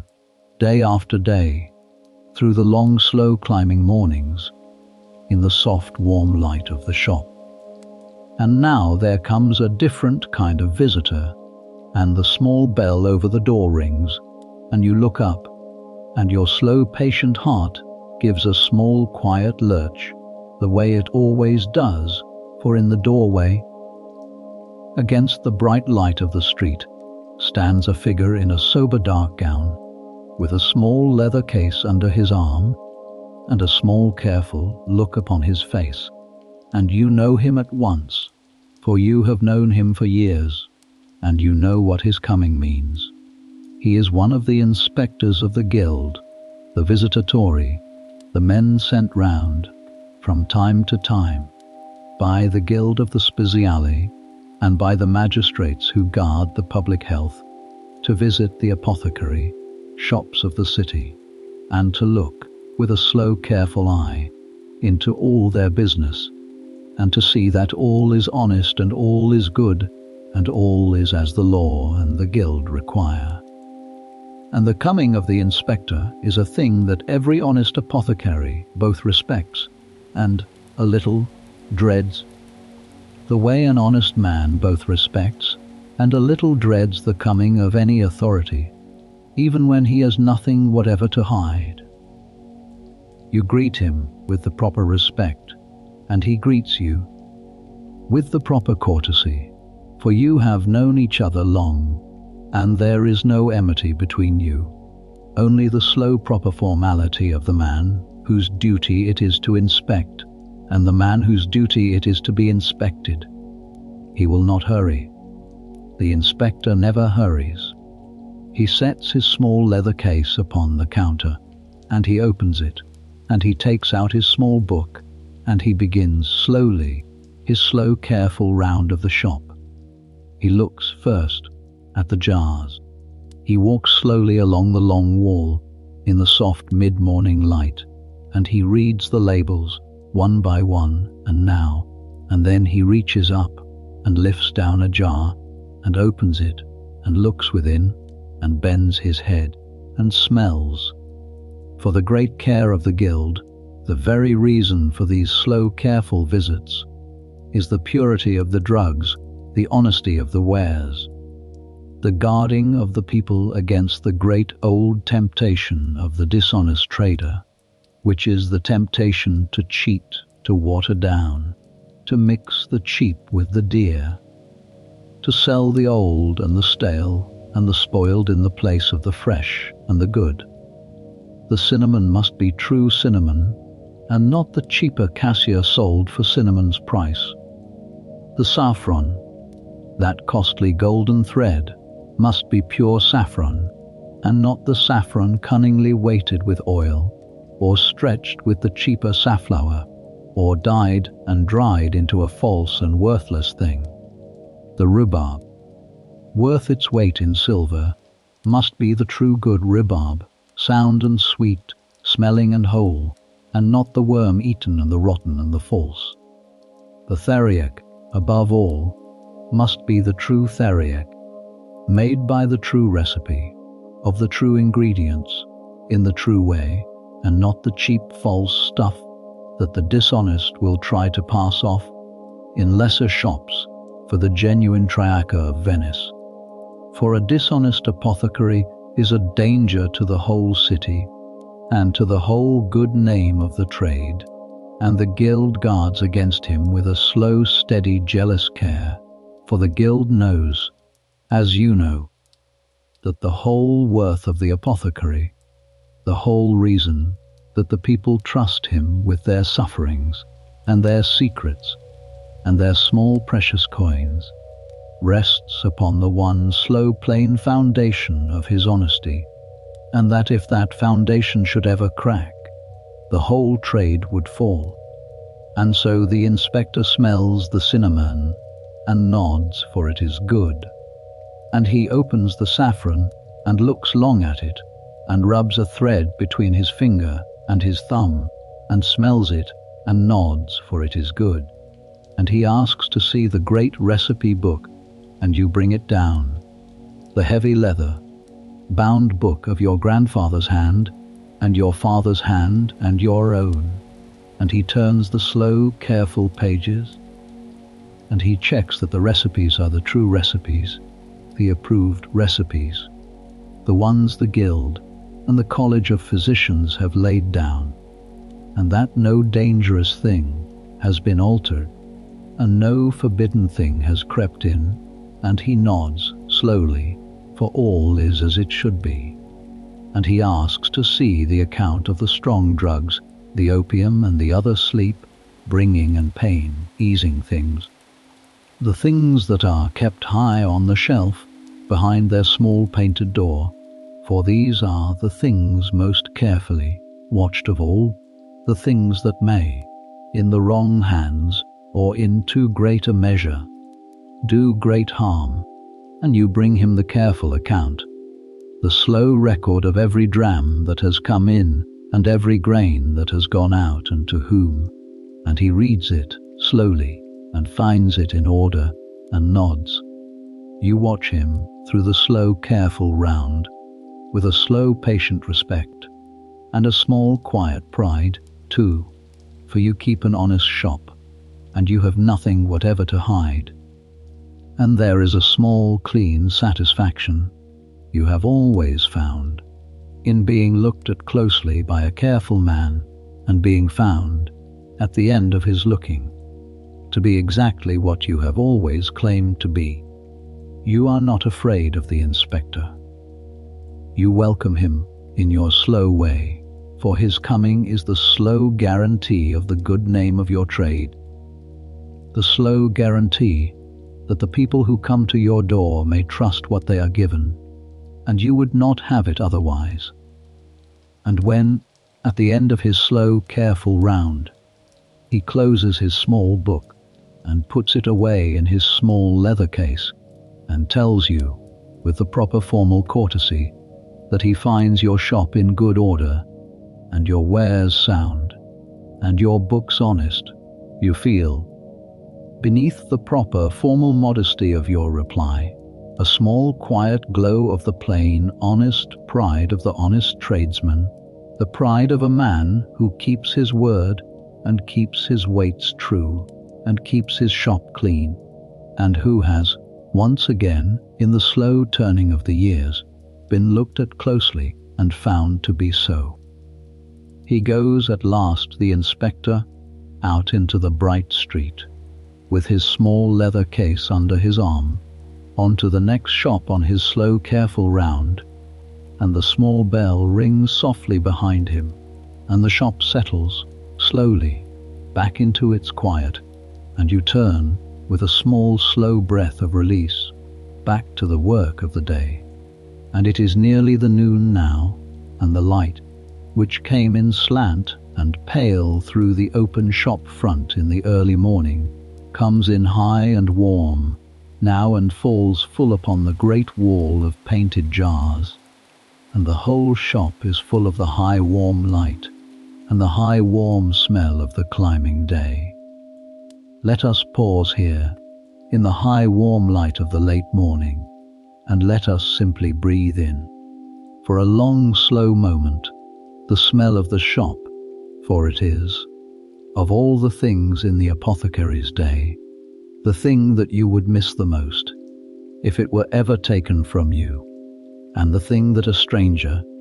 coming in from the bright street, notices first of all, and never quite forgets.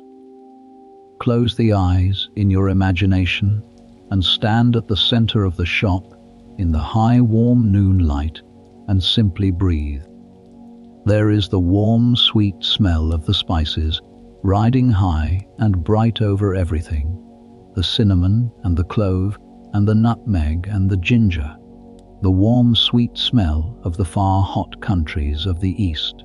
There is, beneath it, the deep resinous smell of the gums and the balsams,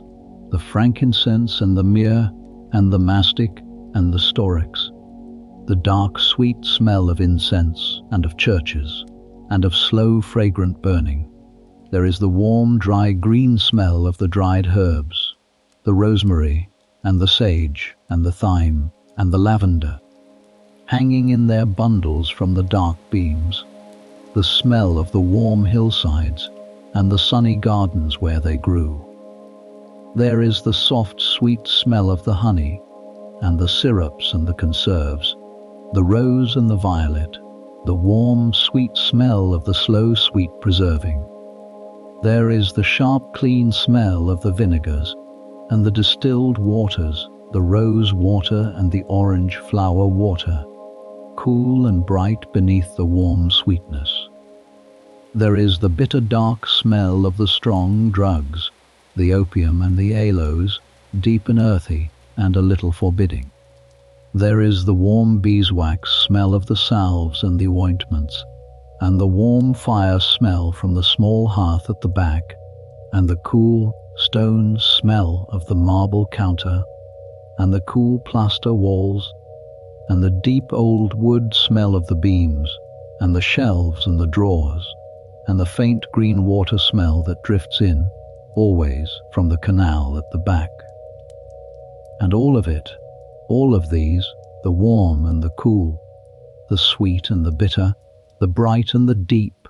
braided slowly together over the long, slow years into one single deep, complex, unrepeatable smell that is the smell of this shop, and of this shop alone. In all the wide world, the smell that is to you, after a whole lifetime of breathing it, very nearly the smell of your own life itself. For a smell, you have often thought, is the deepest of all the doors of memory. The eyes forget, and the ears forget, but the nose remembers, in its slow, strange way, for a whole lifetime. And this smell, this deep, complex, spiced, resinous, green, sweet, bitter smell of the shop, holds, folded within it,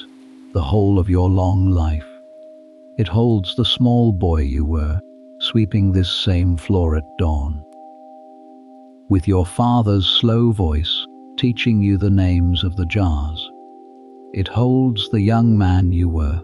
grinding at this same mortar in the soft morning light, learning the slow, patient rhythm of the pestle. It holds your father and his slow, grave, kindly face bent over this same counter, and your grandfather, whom you barely remember, a tall, slow shadow at the back of the shop, and the long, slow line of them before. The apothecaries of the sign of the golden head, going back and back into the slow, soft mist of the years. It holds the births and the deaths and the marriages of the whole long quarter, the whole slow turning of the generations, all of it folded, somehow, into this one deep familiar smell that rises around you now in the high warm noon light and holds you gently in the slow long stream of all the years that this shop has stood upon this quiet canal. And now the great bells of the noon begin to sound, far off across the rooftops, the deep slow rolling of them coming in through the open shop front, and the high warm light tells the same slow tale, that it is the middle of the day, the noon, the hour when even Venice, busy Venice, the city that never quite stops, slows for a while, and the shops grow quiet, and the people go home, to their houses and their tables, for the long slow midday meal and the long slow midday rest. And so the shop grows quiet now. The last of the morning's customers has gone. The street outside grows still, the bright slant of the noon sun lying empty on the worn grey flags. The boats on the canal lie quiet at their mooring posts. The whole city seems to draw, slowly, a long quiet breath, and to hold it, in the still heat of the noon, and you, the apothecary, draw the same long quiet breath, and you turn, slowly, to the small quiet pleasures of the midday lull. The midday meal in the apothecary's house is a simple thing, and a slow one. Your wife has been at work in the small kitchen above the shop through the long morning, and the smell of her cooking has come down, now and then, through the floorboards, mingling, in a homely way, with the spiced resinous smell of the shop, and now, at the noon, she calls down softly. And you set the great shutter half across the front of the shop, the sign that the shop is closed for the midday rest, though never quite barred, for the apothecary, like the priest, must always be ready to open again at need, if a true emergency should come, a child taken with a fever, a man hurt in an accident on the water, a sudden need that will not wait until the afternoon. But for the most part the noon is quiet, and you leave the hearth, shutter up, and you go up the narrow stair to the small kitchen, where the table is laid. You eat simply. A bowl of the soup, perhaps a slow thick soup of the beans, and the greens and a little salt fish, for it is a day of abstinence by the church's reckoning, and the good Venetians keep the days of abstinence, and the fish of the lagoon is plentiful and cheap and good. A piece of the good bread, a small dish of the olives, and a small dish of the cheese. A cup of the wine, watered, for the wine of Venice, brought up by boat from the warm hills of the mainland, is good and plentiful, and a cup of it, watered with the noon meal, is the slow custom of the city. You eat slowly, and you talk slowly with your wife of the small news of the morning, the customers who came, the child with the cough, the visit of the inspector, the delivery that came by the boat, and she tells you the small news of the house and the quarter, who is ill, who is mending, who is to be married, who has had a child. The slow, gentle gossip of the neighborhood that is the slow, gentle weather of a long marriage. The apprentice eats with you at the foot of the table with the great appetite of the growing boy, and says little, and is glad, after, to be sent down to mind the hearth, open shop while the elders take their rest. And after the meal, in the long still heat of the early afternoon, there is the rest, the small, slow midday rest that even the busy Venetians keep in the warm season, when the heat of the noon lies heavy on the city and the work goes slow. You go back down to the shop, and you sit for a while in the great old chair behind the counter, the chair that was your father's, worn smooth and shaped to the body by the long sitting of the generations, and you let the long quiet heat of the noon settle over you, and you rest. The shop is dim, with the hearth shutter up and cool, with the cool of the stone, and the plaster holding off the heat of the day, and quiet, with the quiet of the sleeping street, and the still canal, and the only sounds are the slow soft slap of the water at the back, and the slow buzz of a single fly against the half shutter, and the slow soft breathing of the shop cat, who has come, as she comes every noon, to curl in the warm patch of sun on the counter, among the jars, and to sleep, the way the cats of all the shops of all the world have always slept in the warm slow heart of the day. For there is a cat, of course. There is always a cat in the apothecary's shop, as in the baker's and the grocer's and the merchant's. For the dried herbs and the seeds and the grains draw the mice, and the mice must be kept down, and so there is a cat, a slow, comfortable tabby cat, who has the run of the shop and the cellar and the drying loft, and who keeps the mice in slow, patient check, and who sleeps the long, warm afternoons away in the warm patches of the sun among the painted jars, and who is, in her slow, comfortable, cattish way, as much a fixture of the shop as the marble counter or the brass scales or the long wall of jars. You reach out slowly, and you stroke her once along the warm, soft fur of her back, and she stirs and purrs, a slow, deep, rumbling purr, without opening her eyes, and settles again, and the slow, deep purr goes on, mingling with the slow, soft slap of the water, and the slow, soft buzz of the fly, into the slow, quiet music of the noon. You sit, and you rest, and you let your eyes half close, and your slow, patient mind drifts, in the warm quiet, over the long, slow shape of your life, and over the long, slow shape of the shop, and over the long, slow shape of the city, all of it holding still for this one long, quiet hour in the warm heart of the day. You think, perhaps, of the apprentice, the good, willing boy, and of how, in time, when you are old, the shop will pass to him, or to a son, if a son should come, and how the long, slow line of the apothecaries of the golden head will go on after you, into the years you will not see. And there is a slow, quiet comfort in the thought, the comfort of the man who knows himself to be one small link in a long, strong chain, neither the first nor the last, but a true link, holding fast, in his own short turn, the weight that was handed to him and that he will hand on. You think, perhaps, of the great wide world that flows, drop by drop, into your small shop. The cinnamon and the rhubarb and the frankincense come from the far ends of the earth to rest upon your shelves, and of the strange slow wonder of it, that a man may sit all his life in one small shop on one quiet canal, and yet have the whole wide world come slowly to his door. And you think, perhaps, of nothing at all, but simply rest in the warm quiet,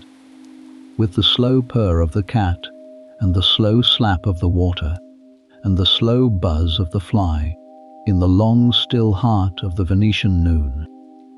But the noon does not last forever, and the city wakes again, slowly, as the great heat of the day begins, very slowly, to soften, and the long shadows begin, very slowly, to lengthen, and the slow afternoon comes on. You rouse yourself slowly from the great old chair. You stretch the slow stiffness from the back. You take down the half shutter,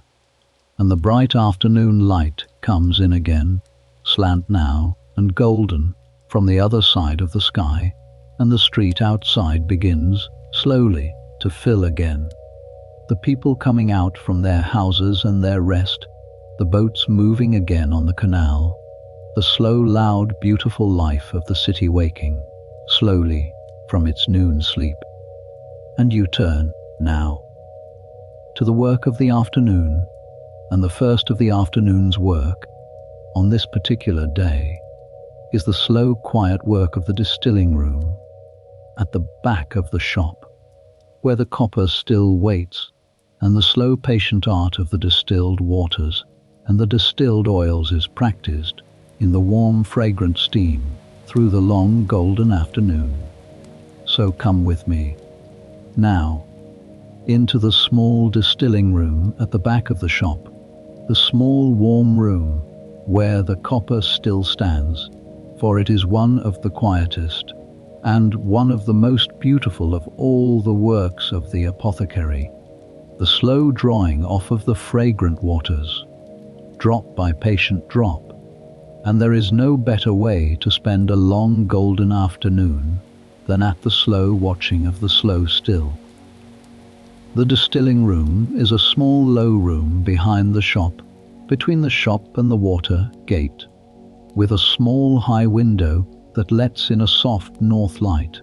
and a small stout door that can be closed against the rest of the house, for the work of distilling needs its own quiet and its own care.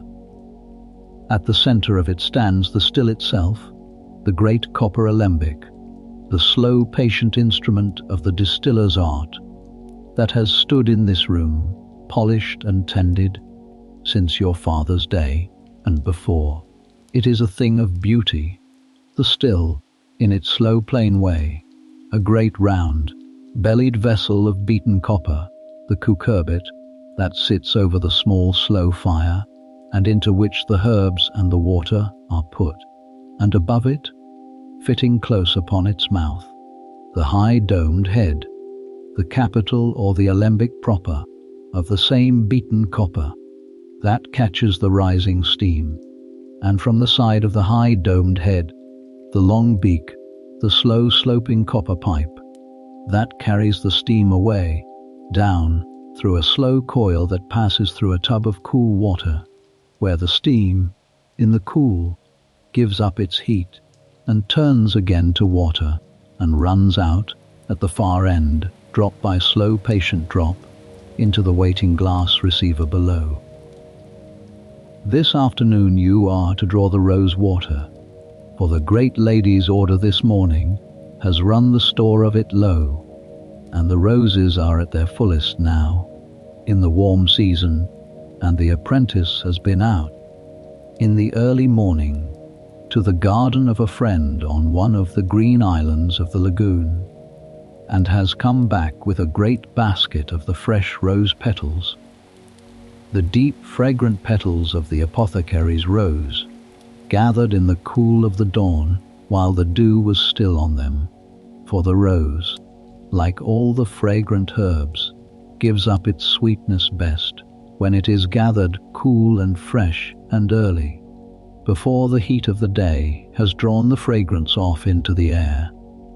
You take the great basket of petals now, soft and cool and deep red, and breathing out their slow sweet fragrance, and you measure them into the great copper belly of the still, and you pour upon them the pure clean water, and you set the high domed head upon the mouth of the still, and you lute it close, sealing the join with a slow careful band of soft paste, that no precious fragrant steam may escape, and you set the small slow fire beneath, and you sit, and you wait, for the work of the still is, above all things, a work of slow patient waiting. The fire must be gentle, very gentle, For the great secret of the still, the secret that the slow distiller learns across the long years, is that the fragrant waters must never be driven hard, never boiled fast, never forced, but coaxed, slowly, gently, with the lowest and the slowest of fires, for a hard fire scorches the herb and brings over a burnt and bitter water, and ruins the slow sweet thing, while a slow gentle fire draws over, drop by patient drop, the pure sweet soul of the rose, clear and clean and deeply fragrant. And so you tend the small slow fire, feeding it a small splinter at a time, watching it, keeping it low and even, and you wait. And slowly, very slowly, the great copper belly of the still grows warm, and then hot, and the water within begins, very softly, to steam, and the steam rises, carrying with it the slow sweet soul of the rose, up into the high domed head, and gathers there, and begins, very slowly, to find its way out, along the long sloping beak and down, through the slow cool coil. And there at the far end, after a long slow waiting, there comes, at last, the first drop. There is a small slow joy in the first drop. You watch for it, every time, however many hundred times you have drawn the waters, the way a man watches for the first star of the evening, and when it comes, the first clear bright drop, hanging, swelling, trembling at the lip of the copper beak, and then falling, with a small soft sound, into the waiting glass below, there is a small slow lift of the heart, the small slow satisfaction of the slow patient work begun and going well. And then the second drop, and the third, slowly, slowly, drop by patient drop, the clear bright fragrant water gathering, slowly, in the bottom of the glass, and the small clean room filling, slowly, with the warm sweet steam of the rose, the loveliest of all the smells of the apothecary's year. The deep, clean, sweet smell of the very soul of the rose drawn out, drop, by the slow patient fire, and the slow patient water, and the slow patient hand. You sit in the warm fragrant steam, in the soft north light of the small high window, and you tend the slow fire, and you watch the slow drops fall, and the long golden afternoon goes by, slowly, in the slow sweet steam, and there is, in all the long apothecary's day, no quieter or no sweeter hour than this, the slow watching of the slow still, the slow gathering of the slow sweet water, drop by patient drop, in the warm fragrant quiet of the small back room. There is a slow patience in the work that gets, somehow, into the very body of the man who does it, a slow patience that is, perhaps, the deepest gift of the whole apothecary's trade, the slow patient knowing that the good things cannot be hurried, that the sweet water comes only drop by drop, that the slow fire draws what the fast fire scorches, that the long slow waiting is not a thing to be borne until the real work begins, but is itself the real work, the slow patient sitting with the slow patient process, neither hurrying it nor leaving it, but simply tending it gently, drop by patient drop, until it is done. And while the rose water gathers, slowly in the warm fragrant quiet, you turn to the small careful task that you set aside this morning for the slow heart of the day, the careful checking of the small iron bound chest that came by the boat with the fresh supply of the costly drugs and gums for the Theriac. You bring the small chest to the small bench by the window in the soft north light, and you open it slowly, and you take out, one by one, the small parcels and the small twists, and the small turned wooden boxes that lie within, packed careful in the soft straw. And you check each one slowly against the recipe and against the standard with the greatest care. For these are the precious things, the costly far, come gums and balsams and drugs that go into the great Theriac, and they must be of the very best, the very purest, the very freshest, for the Theriac is the pride of the city, and the pride of your trade, and nothing but the best may ever go into it. You open the small twist of the mirror, and you look at it, the small dark reddish lumps of the dried fragrant tears, and you smell it, the deep bittersweet smell of it, and you bite, very gently, a small corner of one lump,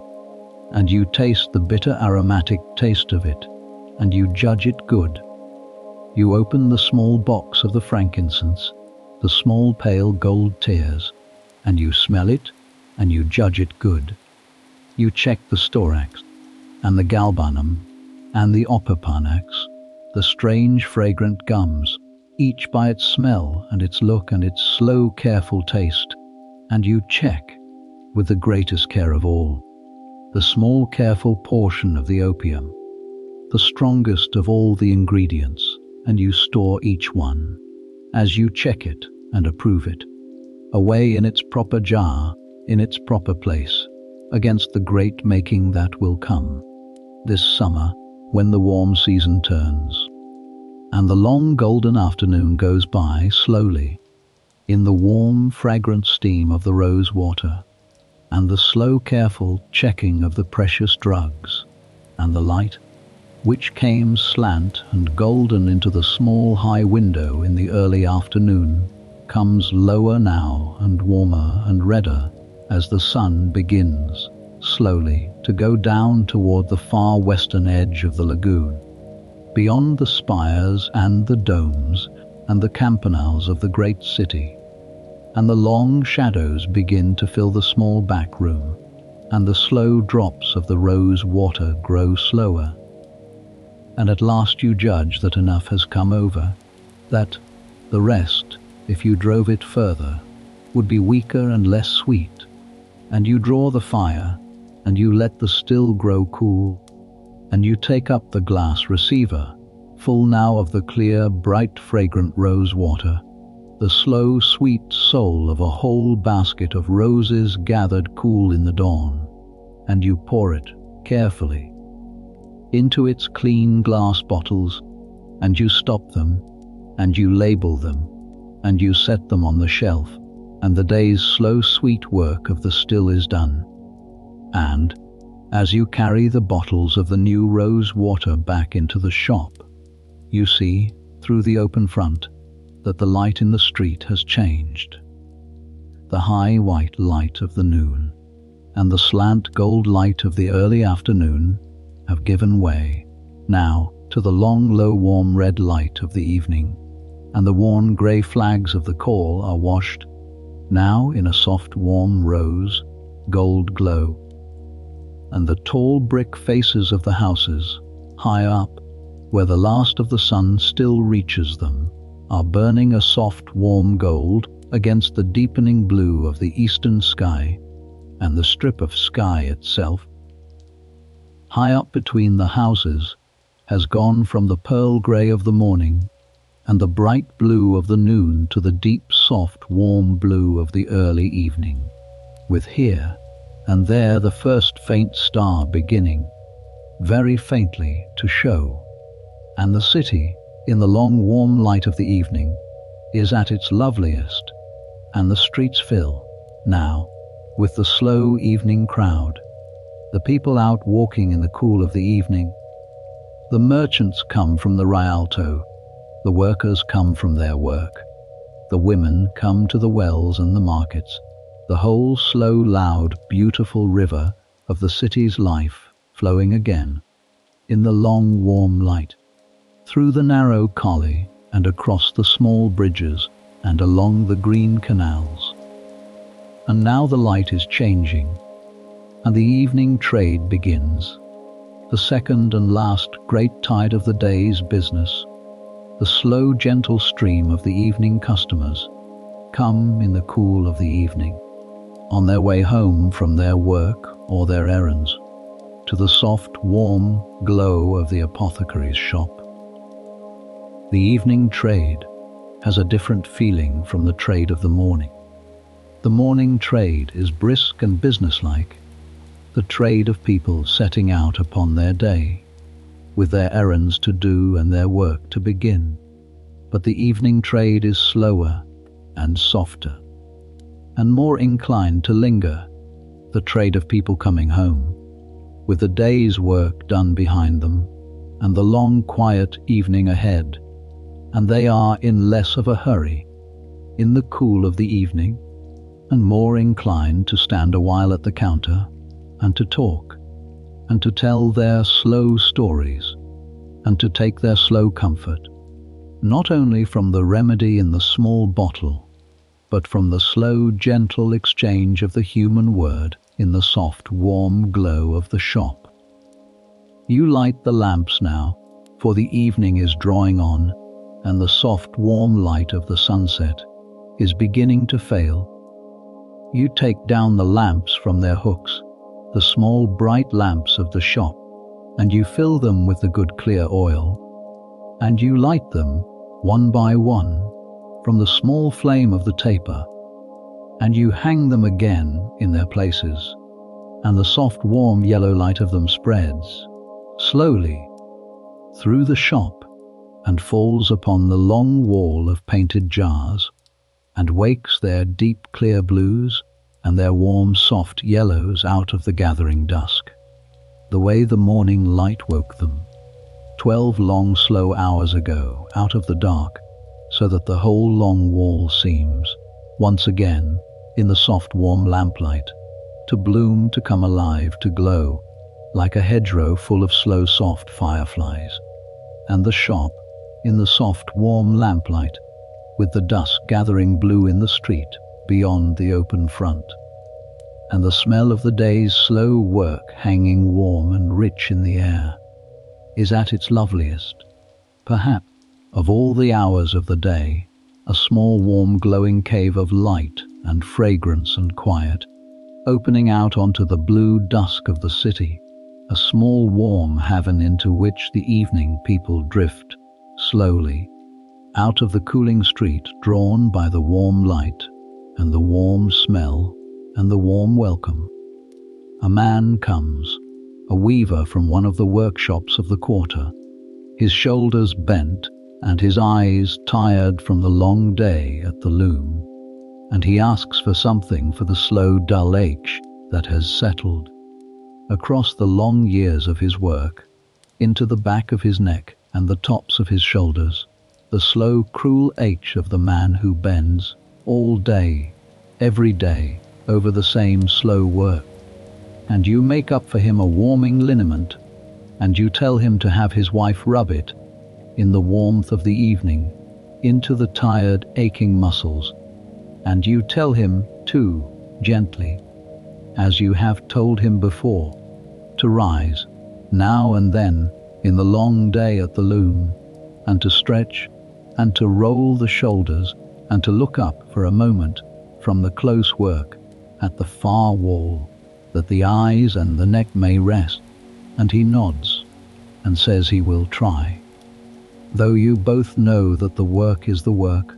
and that a man must bend to his loom,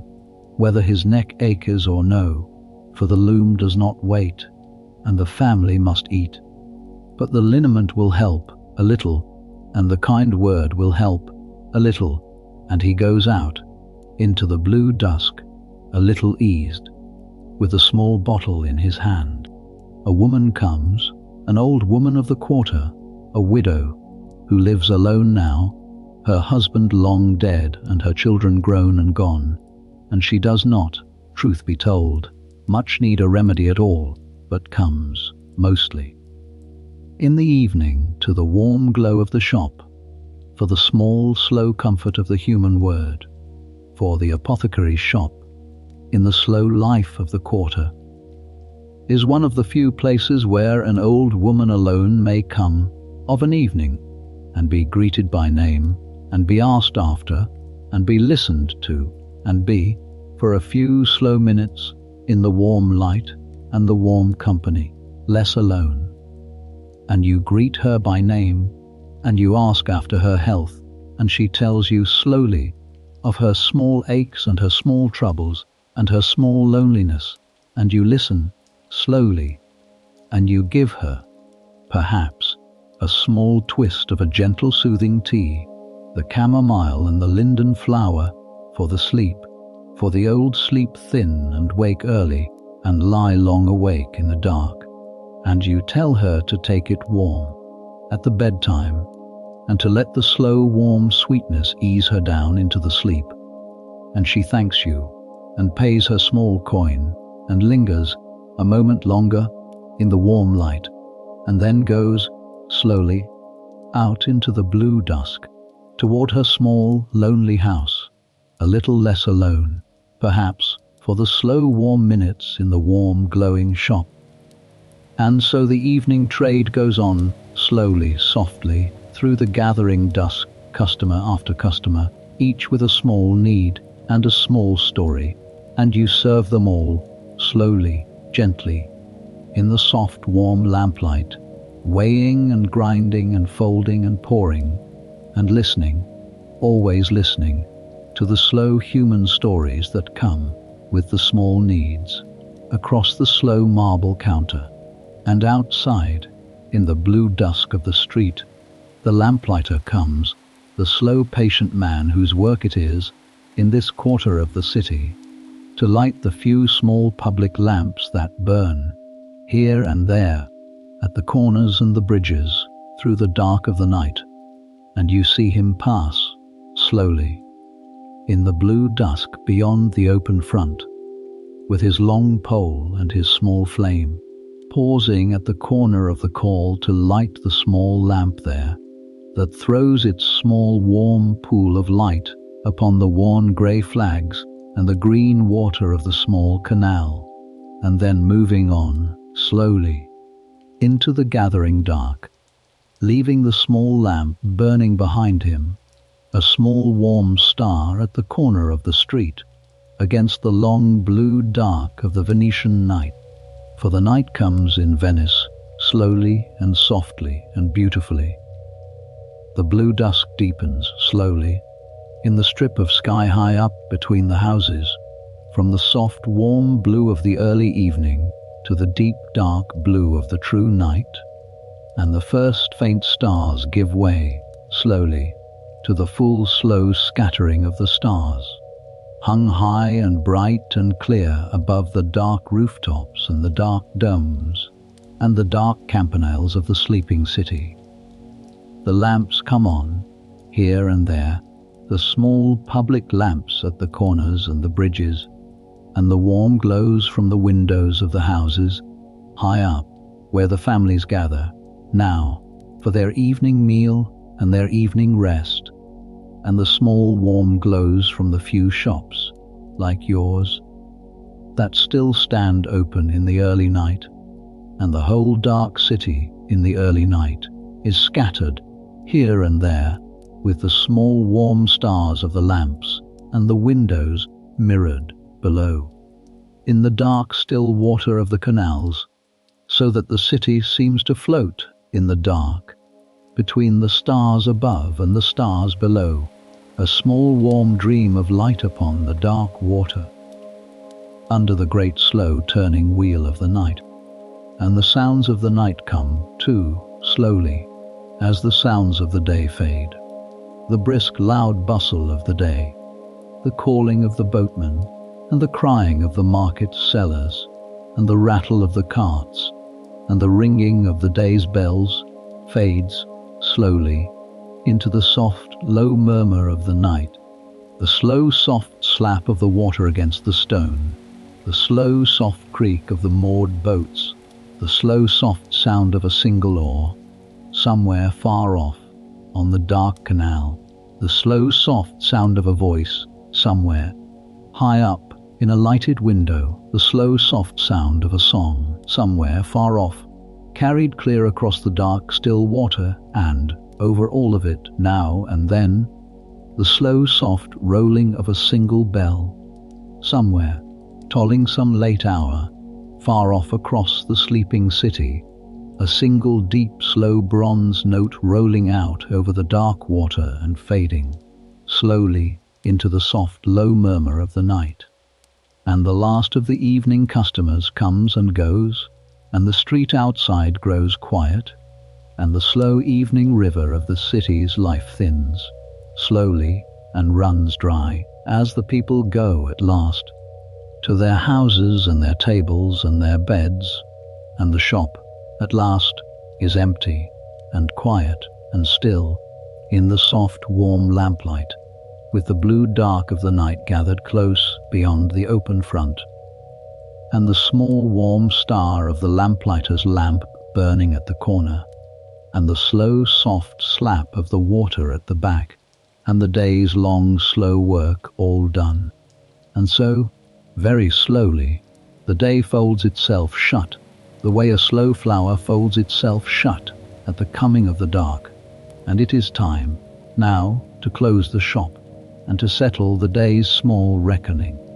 and to put up the great shutter, and to bar the door, and to climb, at last, the narrow stair to the small room above, and to lay the long day down, gently, and to rest. But before the shutter goes up, and the door is barred,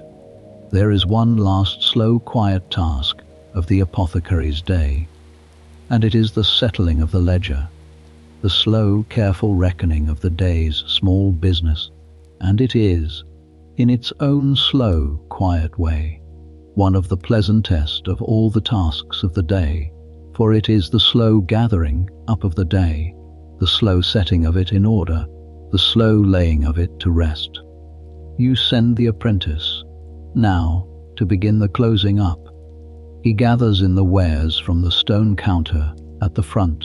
the candied fruits and the dried petals, and the small samples set out for the passers-by, and carries them in and stores them away. He sweeps the floor one last time of the small scatterings of the day, the spilled grains and the fallen leaves, and shakes them out into the dark canal at the back, where the slow green water takes them gently away. He rinses the mortars and the measures, and wipes the marble counter clean, and damps the small fire down, banking the coals carefully under their soft, grey blanket of ash, so that they will hold their small red warmth through the night, and be ready to wake in the morning at the slow breath of the dawn. And while he works, you draw the great old chair up to the small writing desk in the corner, behind the counter, where the great ledger lies, and you bring the small lamp close, and you take up the pen, and you settle slowly to the slow, careful work of the accounts. The apothecary, like every honest tradesman, must keep his books. There is the great recipe book, the heavy leather, bound book of the shop's own recipes, that you have kept all your life, and that your father kept before you. There is the day book, the slow daily record of what was made and what was sold and what was bought and what came in and what went out, kept fresh each day in your own neat hand. There is the great ledger, the slow careful account of the monies, what is owed to you and by whom, what you owe and to whom. The slow long reckoning of the small sums that make up, in the end, the slow steady living of the shop. And there is the careful account of the strong drugs, the opium and the others that the guild requires, the slow record of every dram in and every grain out that you keep with the greatest care, for these are the things most watched of all, and the honest keeping of their account is one of the slow plain foundations of the honest apothecary's good name. And so you sit in the small warm pool of the lamplight, in the quiet of the closing shop, and you settle the day's small reckoning. You write down the customers of the day, and what each one bought, and what each one paid. The merchant's wife and her stomach powder, the young mother and her child's cough syrup, the old fisherman and his warming salve, the great lady's order of the sweet waters, the man with the sore tooth, the weaver with his aching shoulders, the old widow with her sleeping tea, all of them, the whole slow procession of the day. Set down, now in the slow neat lines of the day book, each with its small sum beside it, and you add the small sums, slowly, in your slow careful head, and you write the total at the foot of the day, and it is, you see, a fair day, an ordinary day, a good steady ordinary fair day's business, no great fortune and no great loss,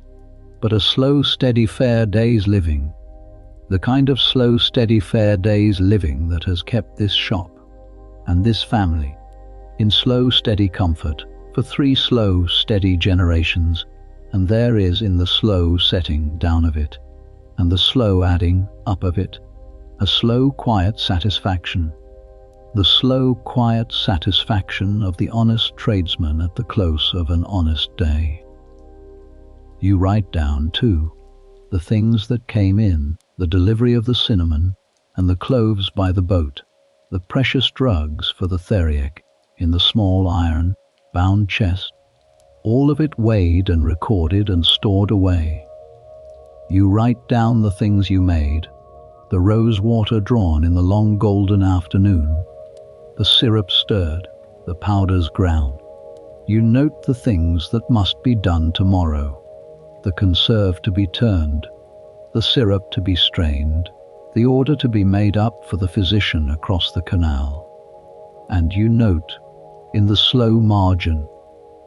in your own small private hand, the small things of the day that are not business at all, but that you like to remember, the old widow's slow gratitude, the small child's quieting at the smell of the syrup, the slow grin of the porter at the twist of candied peel, the slow proper courtesy of the inspector at the close of his slow careful round. For a life, you have come to understand, across the long years, is made not of the great events, which are few and far between, but of the slow accumulation of the small ones, the slow daily procession of the small kindnesses and the small comforts and the small satisfactions set down day after day in the slow ledger of the heart and adding up slowly over the long years to the slow steady total of a life well and quietly lived. And when the ledger is settled and the day book is written and the small sums are added and the small notes are made, you lay down the pen and you close the great book and you lean back for a moment in the great old chair in the small warm pool of the lamplight, and you let the long slow day settle finally into its slow quiet rest. The apprentice has finished the closing up. The shop is swept and tidy and still. The fire is banked. The wares are in. The cat has come from somewhere in the back and has curled herself now in the great old chair beside you,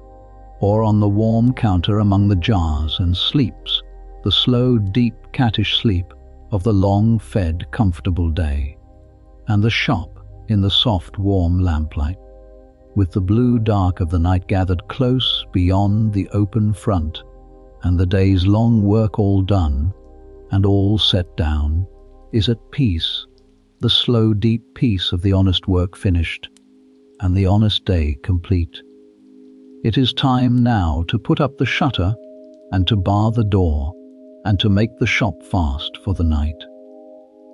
You send the apprentice up now to his bed with a slow word of thanks for the day's good work, for he has worked well, the good willing boy, and he goes gladly up the narrow stair to his small room and his deep young sleep. And you take up the small lamp and you go to the front of the shop, to the great shutter, and you begin slowly, the slow, careful putting up of it, that you do every night of your life, the slow, careful reverse of the slow, careful taking down of the morning, the slow, careful closing of the shop against the dark. You lift the great planks, one by one, slow and heavy, and you set them in their places across the front of the shop, plank by plank, slowly, and the soft, warm lamplight of the shop is shut, slowly, in plank by plank, and the blue dark of the night is shut, slowly out, plank by plank, until the last plank is set, and the great shutter is whole, and the shop is closed, and the warm, spiced, fragrant world of the shop is sealed. Now, warm and safe and whole, against the long cool dark of the Venetian night. And then you lift the great iron bar, and you set it across the shutter, in its iron brackets, and you let it down into its place with a slow, soft, solid sound. The slow, soft, solid sound of the day being made fast, the slow, soft, solid sound that you have heard every night of your life. The slow, soft, solid sound of the shop made safe, and the day made whole, and the dark shut out and the warm shut in. And there is, in that slow, soft, solid sound, a deep, slow comfort, the deep, slow comfort of the safe house,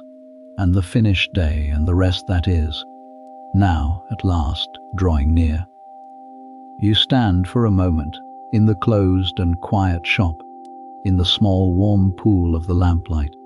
with the great shutter barred, and the warm fragrant world of the shop sealed safe around you, and you let your eyes pass, one last time, slowly, in the small soft light, along the long wall of the painted jars,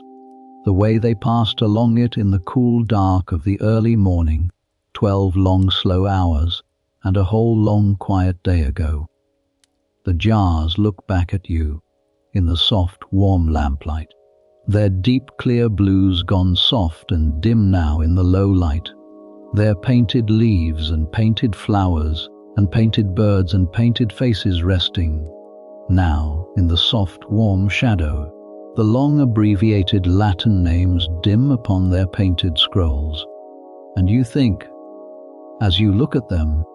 of the long, slow journeys that brought the things within them to this small shop, the cinnamon from the far green islands beyond India, the rhubarb from the cold mountains beyond Persia, the frankincense from the dry, hot lands at the foot of Arabia, the gentian from the high, cold meadows of the Alps, the chamomile and the mallow, and the elder from the gardens and the marshes of the lagoon, all of them come, by their 10,000 slow patient journeys, to rest, here, upon these shelves, in these painted jars, in this small narrow shop on this quiet canal, under your slow patient keeping. And you think, too, of all the slow small works of the day, all the slow small braidings, together of the things in the jars, the warming powder for the merchant's wife, the soothing syrup for the small child's cough, the warming salve for the old fisherman's knotted hands, the sweet rose water drawn, drop by drop, in the warm fragrant steam of the long golden afternoon, all of them gone, now, out into the city, out into the houses, and the lives of the people of the quarter, carrying their small, slow measures of comfort and of ease into the long Venetian night. And you think of the people themselves, the whole slow procession of them, the high and the low, the old and the young, the sick and the worried and the merely vain, the merchant's wife and the worried young mother, and the bent old fisherman, and the grand ladies serving, maid and the man with the sore tooth, and the tired weaver, and the lonely old widow, all of them come, in their turn, across the slow marble counter, with their small needs and their small stories, and all of them gone, now, home into the slow blue Venetian night, a little eased, perhaps, a little comforted, a little less alone. And you think, in the slow warm quiet, of the great slow strange wonder of the whole thing, the great slow strange wonder of the apothecary's life, that you have lived all your years in this one small narrow shop on this one quiet canal, and yet have had, somehow, the whole wide world come, slowly, to your door, the spices of the East, and the drugs of the South, and the herbs of the North, the whole wide turning world of the things that grow and heal, and the whole wide turning world of the people who suffer and need, all of it flowing slowly, in and out, through the small warm heaven of your shop, day after day, season after season, year after slow steady year. And there is in the slow thinking of it, in the slow warm quiet of the closed shop at the close of the day, a deep slow peace, the deep slow peace of the man who has found his place, his one small true place, in the great slow turning of the world, and has kept it faithfully in his own short turn, and will hand it on in time to those who come after. The cat stirs on the warm counter among the dim jars, and stretches slowly and settles again, and the slow deep purr of her starts up again, soft in the warm quiet. The lamp burns low and steady, its small warm flame standing straight in the still air of the closed shop, and outside, beyond the barred shutter, the slow soft murmur of the Venetian night goes on, the slow soft slap of the water against the stone, the slow soft creak of the moored boats, the slow soft sound, somewhere far off, of a single late oar, the slow soft rolling, now and then, of a single late bell, far off across the dark, sleeping city. The city sleeps, now, all around you, the great slow city built upon the water, its 1,000 campaniles dark against the stars, its 1,000 canals lying black and still and scattered with the small wavering reflections of the small warm lamps, its great galleys riding quiet at their moorings in the dark basin of San Marco, its great warehouses by the Rialto locked and dark, and full of the slow patient wealth of the world, its 100,000 people lying, now in their beds, high up in the dark houses, sunk in the slow deep sleep of the night, and over all of it, the great slow turning wheel of the stars, wheeling slowly west through the long dark hours toward the far off dawn. You take up the small lamp at last, and you turn slowly from the long wall of the dim jars, and you cross the quiet shop, and you climb slowly the narrow wooden stair, the worn old stair, worn smooth by the slow walking of 3 generations of your family, up to the small room above the shop, where your wife lies now, already abed, her breath slow and even in the dark, and where the small bed waits with its heavy linen sheet and its woolen coverlet for the laying down of the long day at last. You undress slowly in the dim light of the small lamp. You put off the long dark robe of your trade, and you hang it carefully on its peg by the door, ready for the morning. For tomorrow there will be another day, another slow turning of the shop, the taking down of the shutter, and the lighting of the fire, and the long wall of the jars, and the slow patient work of the mortar, and the scales, and the slow procession of the people across the slow marble counter, the whole slow turning of it again, as it has turned every day all your life, and as it will turn, you trust, long after you are gone, in the slow patient hands of those who come after. But that is tomorrow, and tomorrow may be left gently until tomorrow. There is nothing now that needs to be done before the morning. There is nothing now that needs to be answered before the morning. The shop is closed, and the shutter is barred, and the fire is banked, and the wares are in, and the ledger is settled, and the day is whole and complete and done and laid to rest. There is nothing now but the slow soft laying down of the long day and the slow soft drawing near of the long deep sleep. You set the small lamp on the small shelf by the bed, and you turn it low, very low, until its small warm flame is no more than a small soft glow in the dark, the last small warm star of the long day. You lie down, slowly, on the small bed beside your sleeping wife, and you pull the woolen coverlet up, and you let your slow body settle, slowly, into the slow soft welcome of the bed, the slow soft welcome that the body has earned across the long slow honest day. The back that ached a little from the lifting of the shutter and the bending over the counter and the long sitting at the still eases slowly in the slow soft welcome of the bed. The hands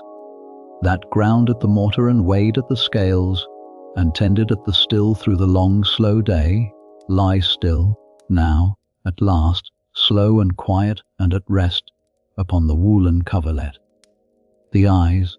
that read the jars in the cool dark dawn and watched the slow drops fall through the long golden afternoon and settled the slow ledger in the small warm lamplight of the closing night grow heavy now, slowly, in the dim soft glow of the low lamp, and close, slowly, and open, slowly, and close again, slower, and the long slow day begins, at last, to dissolve very gently into the slow soft dark of the coming sleep. And as the long slow day dissolves very gently into the slow soft dark, the mind does what the mind does in the slow soft hour before the sleep, and it wanders slowly back through the slow soft textures of the day, not in the brisk ordered way of the working mind, but in the slow soft drifting way of the mind that is letting go, the way a slow soft boat, loosed from its mooring, drifts slowly with the slow soft tide this way and that among the slow soft images of the day. You think very gently, drifting of the cool dark quiet of the shop in the hour before the dawn, the small warm circle of the lantern light upon the smooth pale marble of the counter, the long wall of the dim jars rising up into the dark, the deep complex spiced resinous green sweet smell of the shop holding you gently in the slow long stream of all the years. You think of the slow soft slap of the water against the green stone of the foundations, and the slow soft creak of the moored boats, and the long low call of the early boatman carried clear across the flat grey water of the dawn, and the slow overlapping rolling of the bells, near and far, deep and high, filling the soft grey air of the waking city, like the slow breathing of the city itself, and the great deep bronze note of the great bell of San Marco, far off across the heart of the city, that you feel in the chest more than you hear in the ear, and that you have woken to all the slow mornings of your long life. You think, drifting, of the slow careful opening of the shop, the waking of the small fire in the cool dark, the slow soft breath upon the small red coals, the small clear flame standing up, yellow and trembling, and then steadying and growing, and the first warmth of the day spreading gently into the cool dark air. You think of the slow taking down of the great shutter, plank by plank, and the cool grey morning light flooding in, and the long wall of the painted jars coming alive, slowly blooming, like a hedgerow coming into leaf, as the light reached it. You think of the long abbreviated Latin names upon the painted scrolls, and the deep clear blues, and the warm soft yellows, and the soft greens, and the twining painted leaves, and the curling painted flowers, and the small painted birds, and the small painted faces, all the slow soft beauty of the long wall of the jars. You think, drifting, of the slow soft call from the water at the back, and the small dull knock of the boat against the stone of the water gate, and the cool green light coming up off the canal, and the slow patient porter handing up the crates and the sacks, and the warm sweet dusty fragrance of the cinnamon breathing out of the loosened sack, the true cinnamon in its long curled quills, come all the long way from the far green islands beyond India, by ship and by camel and by ship again, to your small shop on the quiet canal. You think of the small hard dark dried buds of the cloves, that smell of warmth and sweetness, and a faint clean fire, come from islands so far to the east that you have only the vaguest notion, where they lie small specks of green in a sea you will never see. You think of the great slow river of the world's goods that flows, day after day, into the small back doors of the shops of Venice, the great gateway of the world, and of the slow wonder of it, that the whole wide world comes by water slowly to the small back door of the small shop. You think, drifting, of the slow patient work of the counter, the great smooth marble mortar worn satin, smooth by 10,000 grindings, the smooth heavy pestle that fits the curve of the bowl and the curve of your own right hand, the slow patient circling rhythm of the grinding, around and around, the seeds cracking under the stone with their small dry sound and releasing their fragrance into the cool morning air, the warm sweet licorice smell of the fennel and the anise, the warm earthy smell of the caraway, the bright clean fire of the ginger and the clove. You think of the slow soft scrape and turn of stone upon stone, filling the quiet morning, and the soft warm light falling upon your hands and upon the pale stone, and the slow patient knowing, deep in the body, that the good things cannot be hurried,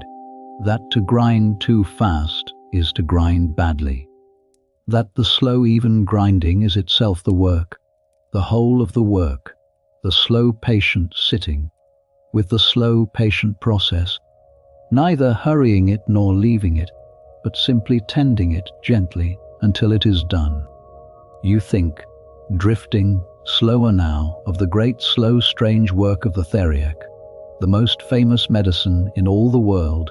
the slow dark sticky aromatic electuary of 64 ingredients set out in its long strange array in the warm summer evenings before the shop for the people of the quarter to come and marvel at. The homely honey and wine, and the great bright spices, and the precious gums and balsams, and the costly opium and the curious sealed earth, and, at the heart of it, the strange dried flesh of the viper, that the old slow reasoning holds to be the great key of the antidote against all venoms, the creature that carries the poison carrying also, in its flesh, the secret of the cure. You think of the great public ceremony of the making, in the warm season, before the eyes of all the city, and the eyes of the magistrates, and the eyes of the physicians of the guild. The great slow working,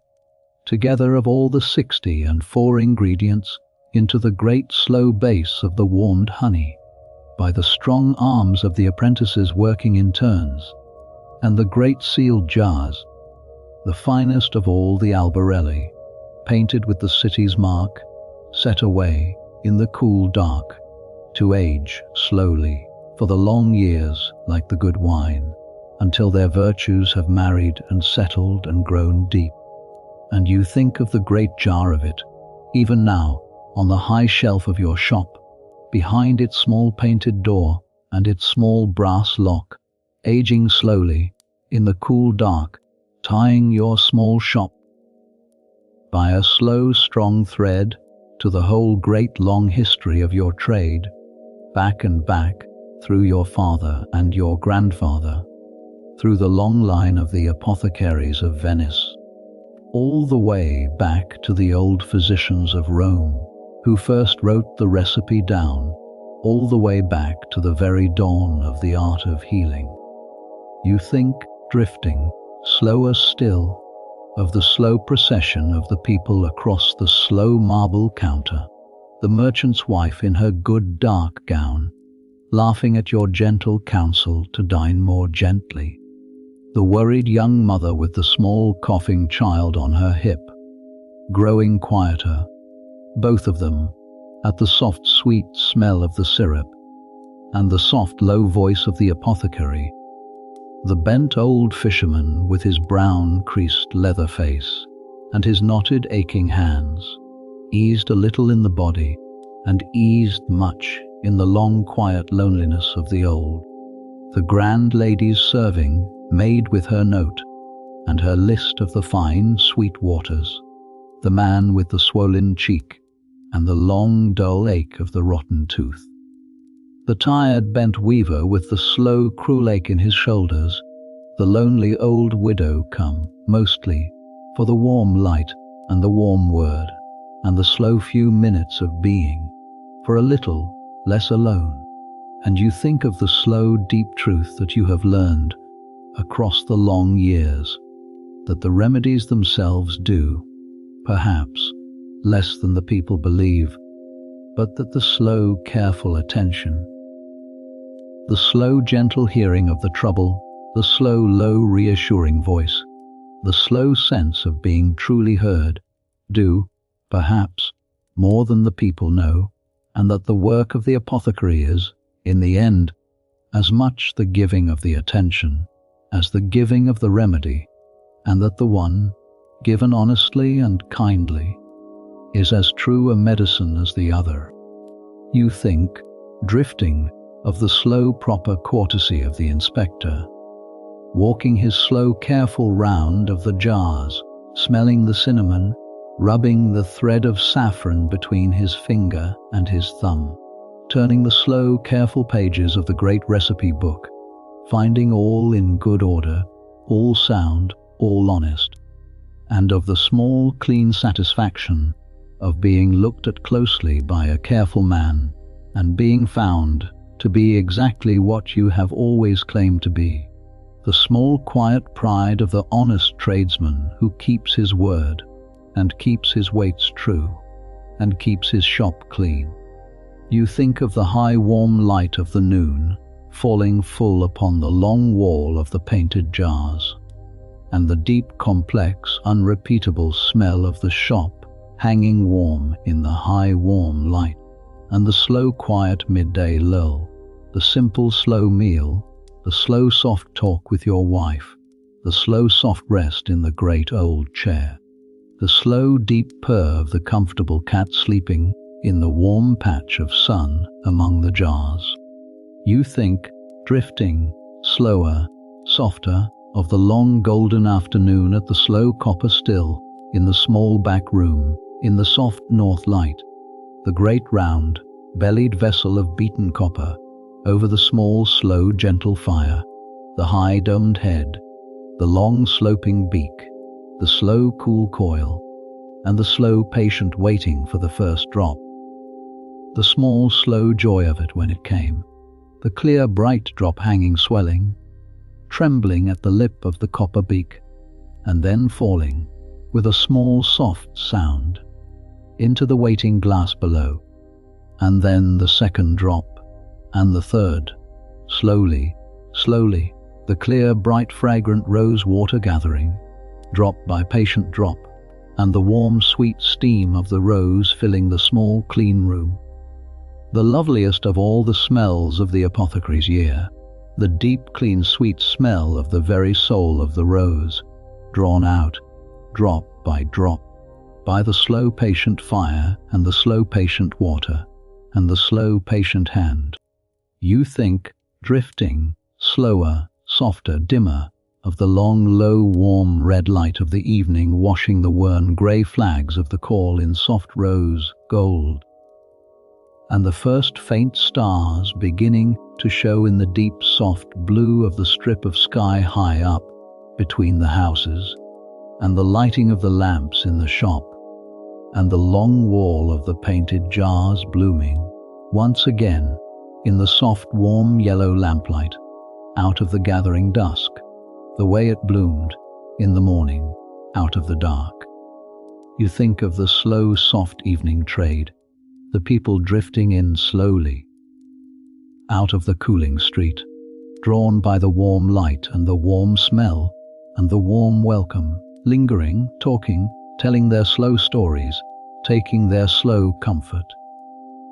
You think of the lamplighter passing slowly in the blue dusk, with his long pole and his small flame, lighting the small lamp at the corner of the call, leaving it burning behind him, a small warm star against the long blue dark of the Venetian night. You think of the night coming, slowly, softly, beautifully, the blue dusk deepening slowly to the deep dark blue of the true night. The stars coming out, slowly, the small warm lamps coming on, here and there, at the corners and the bridges and the windows, mirrored, below, in the dark still water of the canals, so that the city seemed to float, in the dark, between the stars above and the stars below, a small warm dream of light upon the dark water, under the great slow turning wheel of the night. And you think, last of all, drifting now, very slow, very soft, very dim, of the slow soft closing of the day, the gathering in of the wares, the sweeping of the floor, the banking of the fire, the settling of the slow ledger in the small warm pool of the lamplight, the slow quiet satisfaction of the honest day set down and added up and laid to rest, the slow putting up of the great shutter, plank by plank, the warm fragrant world of the shop sealed, slowly,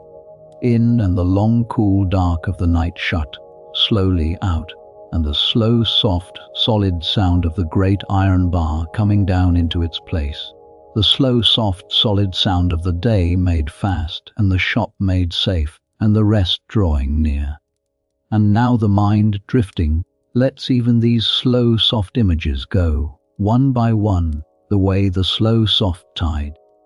at the turning, lets the small moored boats go quiet upon the still water. The jars dissolve, very gently, into the soft dark. The marble counter dissolves, very gently, into the soft dark. The slow copper still, and the warm sweet steam of the rose dissolve, very gently, into the soft dark. The slow procession of the people, the merchant's wife, and the worried mother, and the bent old fisherman, and the lonely old widow dissolve, very gently, into the soft dark. The long wall of the painted jars dissolves, very gently,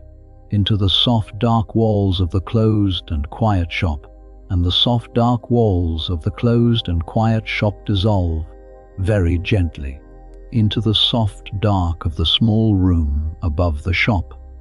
and the soft dark of the small room above the shop dissolves very gently into the soft dark of the whole great sleeping city built upon the water, and the soft dark of the whole great sleeping city dissolves very gently into the soft dark of the slow patient lagoon, and the slow patient sea, and the slow patient turning wheel of the stars above, that holds, in its slow patient keeping, the city and the canals and the shops and the sleeping bodies, all of it, gently, in the long slow patient dark of the long slow patient night. There is nothing, now, that needs to be held. The day is whole, and the day is done, and the day is set down, and the day is laid to rest, and there is nothing in the whole of it that needs to be carried, now, into the slow soft dark of the coming sleep. The shop will be there in the morning. The long wall of the painted jars will be there in the morning, the deep, clear blues and the warm, soft yellows, the long abbreviated Latin names upon the painted scrolls. The great marble counter will be there, worn satin smooth, with the great smooth mortar standing in its slow worn hollow. The slow copper still will be there, in the small back room, in the soft north light, ready for the slow drawing off of the slow sweet waters. The great jar of the Theriac will be there, on its high shelf, behind its small painted door, aging slowly in the cool dark. The fire, banked under its soft grey blanket of ash, will hold its small red warmth through the night and will wake in the morning at the slow soft breath of the dawn. The boats will come again in the morning to the small back door with the slow patient goods of the world. The people will come again in the morning across the slow marble counter with their small needs and their small slow stories. The bells will ring again in the morning, near and far, deep and high, over the waking city. It will all be there, in the morning, the whole slow turning of it, exactly as it has always been, and there is, in the slow knowing of that, a deep slow comfort. The deep slow comfort of the man who knows that his world is whole and steady and waiting, and that nothing in it needs his watching, now, through the long dark hours of the night. And so you let it go, all of it, very gently, and you let the body settle fully, now into the slow soft welcome of the bed. You feel the slow weight of the woolen coverlet, soft and warm upon you. In the cool of the night, you feel the slow soft give of the bed beneath you, taking the long day's weight gently off the slow tired body. You feel the slow easing of the back that lifted the shutter and bent over the counter and sat the long hours at the still, the slow soft sinking of it, vertebra by vertebra, into the slow soft welcome of the bed. You feel the slow easing of the shoulders, the slow soft dropping of them down, away from the ears, the slow soft letting go of the long day's small holdings. You feel the slow easing of the hands, that ground and weighed and poured and folded through the long slow day, lying still, now at last, slow and quiet and open upon the warm coverlet. You feel the slow easing of the legs that stood at the counter and climbed the narrow stair, the slow soft heaviness of them sinking slowly into the soft warmth of the bed. You feel the slow easing of the face, the slow soft smoothing of the brow, the slow soft loosening of the jaw, the slow soft heaviness of the eyelids drawing down slowly over the slow tired eyes. And you listen in the slow soft dark to the slow soft sounds of the Venetian night that come faintly through the closed shutter and the thick old walls, the slow soft sounds that have rocked you down into the sleep every night, all the slow nights of your long life. There is the slow soft slap of the water against the green stone of the foundations, the slow soft lapping of the small waves of the canal, a sound so constant and so old that the ear has long since stopped truly hearing it, and that comes now in the slow soft dark, not as a sound at all, quite, but as a slow soft rocking, a slow soft rhythm, a slow soft cradle, rocking gently, gently the whole slow city, the whole slow sleeping city built upon the water, gently, gently, on the slow soft breathing of the slow soft tide. There is the slow soft creak, now and then, of a moored boat, rubbing very gently against its mooring post in the slow soft current. There is the slow soft sound, now and then, very far off, of a single late oar dipping slowly into the dark still water, and the slow soft sound, fading of the small boat going by, somewhere, on some slow late errand on the dark canal. There is the slow soft rolling, now and then, very far off, of a single late bell, somewhere across the dark sleeping city, a single deep, slow bronze note rolling out over the dark still water and fading, slowly, slowly, into the slow soft murmur of the night. And the slow soft sounds braid themselves, slowly, in the slow soft dark, into the slow soft music of the sleep, the slow soft lapping of the water, and the slow soft creak of the boats, and the slow soft dip of the far oar, and the slow soft rolling of the far bell, all of it together. The slow soft lullaby of the city, built upon the water, that has rocked the sleep of the Venetians, all of them, the high and the low, the rich and the poor, in their thousands of dark houses, high up over the dark canals, for the long, slow centuries. The slow, soft, endless, patient cradle, song of the water and the stone and the dark, rocking the great, slow city down, gently, gently into the slow, deep sleep of the night. And the breath slows, in the slow, soft dark, of its own slow accord, the way the breath always slows, when the body is let go and the mind is let go, and the slow, soft sounds of the night come in, and the slow, soft welcome of the bed receives the long day's wait. The breath slows and deepens and softens, the slow, soft drawing in and the slow, soft letting go, the slow, soft rise and the slow, soft fall, each breath a little slower than the last, each breath a little deeper than the last, each breath a little softer than the last, the slow, soft tide of the breath going out, and coming in, and going out, and coming in its own slow time, with the slow, soft lapping of the water at the foundations, the slow, soft inner cradle, answering the slow, soft outer cradle, rocking, gently, gently, the long, slow, tired body down, and down, and down, toward the slow, deep, waiting sleep. There is nothing, now, to do, but to let the breath go on slowing, of its own slow accord, and to let the body go on sinking, of its own slow weight, into the slow, soft welcome of the bed, and to let the slow, soft sounds of the night go on rocking, of their own slow rhythm, the slow, tired body and the slow, quiet mind, down, gently, gently, toward the slow, deep sleep. There is nothing now to hold. There is nothing now to answer. There is nothing now to do, but to drift slowly, with the slow, soft tide, down and down into the slow, deep dark of the slow, deep sleep,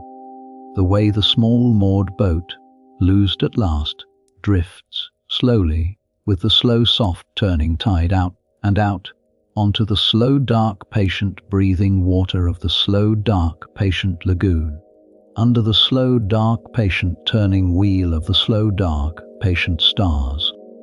And if your own eyes, somewhere in the long, slow course of all of this, have grown heavy, as the apothecary's eyes have grown heavy, then that is exactly as it should be, and exactly as it was always meant to be. And there is nothing now that asks you to keep them open, and nothing now that asks anything of you at all. Let them close. Let them stay closed. Let the slow, soft dark come up, gently, behind them, and let the slow, soft images of the day, the jars and the boats and the still and the people, drift slowly behind the closed eyes, dimmer and dimmer, and slower, fading gently into the slow, soft dark. Let the slow, soft lapping of the water at the foundations rock you, gently, gently down. Let the slow, soft creak of the boats, and the slow, soft dip of the far oar, and the slow, soft rolling of the far bell weave their slow, soft lullaby, far off, around you in the slow, soft dark. Let the slow, soft breath go on slowing and deepening and softening of its own slow accord, and let the long, slow, tired body sink, slowly, of its own slow weight, into the slow, soft welcome of the bed, and into the slow, soft welcome of the night, and into the slow, soft welcome of the slow, deep, waiting sleep. And as the slow, soft sleep draws nearer, in the slow, soft dark, there may come to you, very gently, drifting at the slow, soft edge of the sleep, a slow, soft sense, not only of the one long day that has just been lived, but of the slow, soft turning of all the days, the slow, soft turning of the seasons of the shop, the slow, soft turning of the long, slow years. For the apothecary's life, like the apothecary's day, has its slow, soft seasons, and the shop turns, slowly, through them, year after year, the way the day turns through its slow, soft hours. There is the slow, soft spring of the shop, when the first new green things come up in the gardens and the marshes of the lagoon, and the apprentice goes out, in the cool of the mornings, to gather the first young leaves of the new season, the soft new leaves of the violet for the syrups, the soft new leaves of the borage and the bugloss, the first small flowers, and the shop fills, slowly, with the soft green smell of the new spring growth, and the slow soft work of the spring gathering begins. There is the slow soft summer of the shop, the great slow rich high season of the year, when the gardens are full, and the herbs are at their fullest virtue, and the roses bloom, and the rose water is drawn, drop by drop, in the warm fragrant steam, and the great slow public making of the Theriac comes, in the warm summer evenings,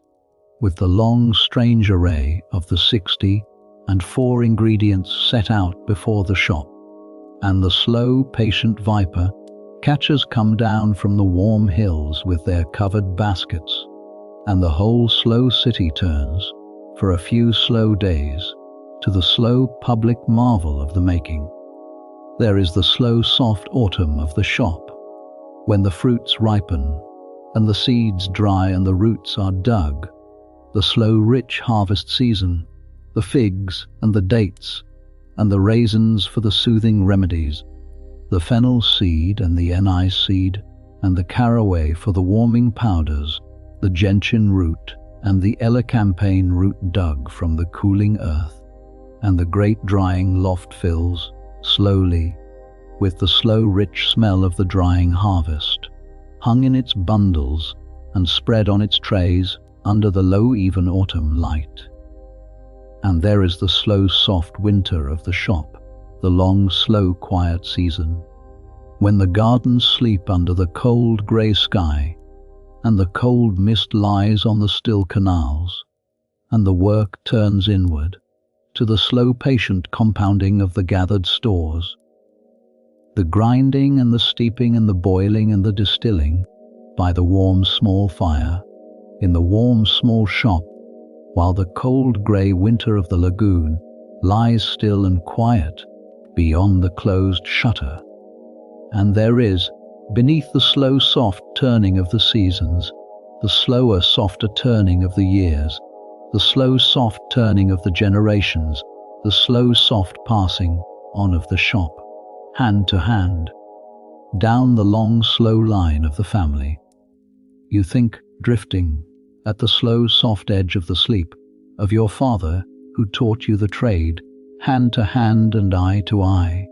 in this same shop, who stood, where you have stood all your life, behind the slow marble counter, in the soft warm light, grinding at the same mortar, weighing at the same scales, reading the same long wall of the same painted jars, serving the same slow quarter, the fathers and the mothers of the very people you serve, now in your own slow turn.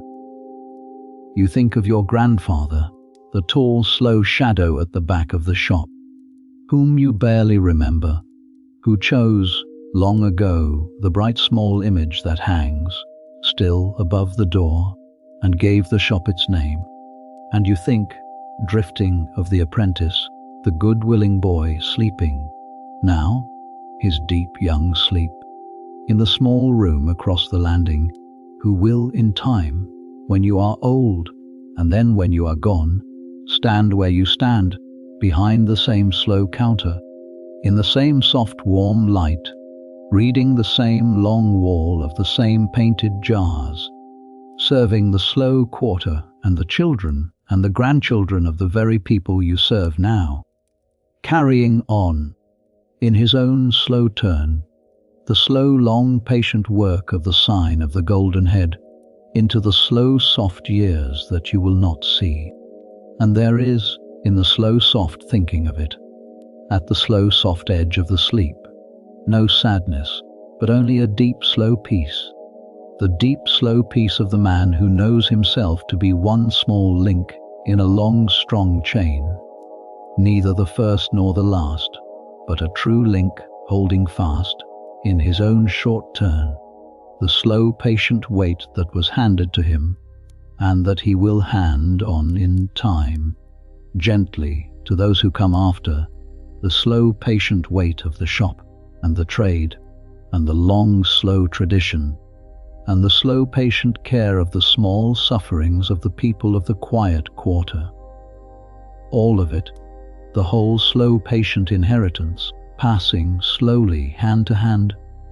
down the long, slow line of the years,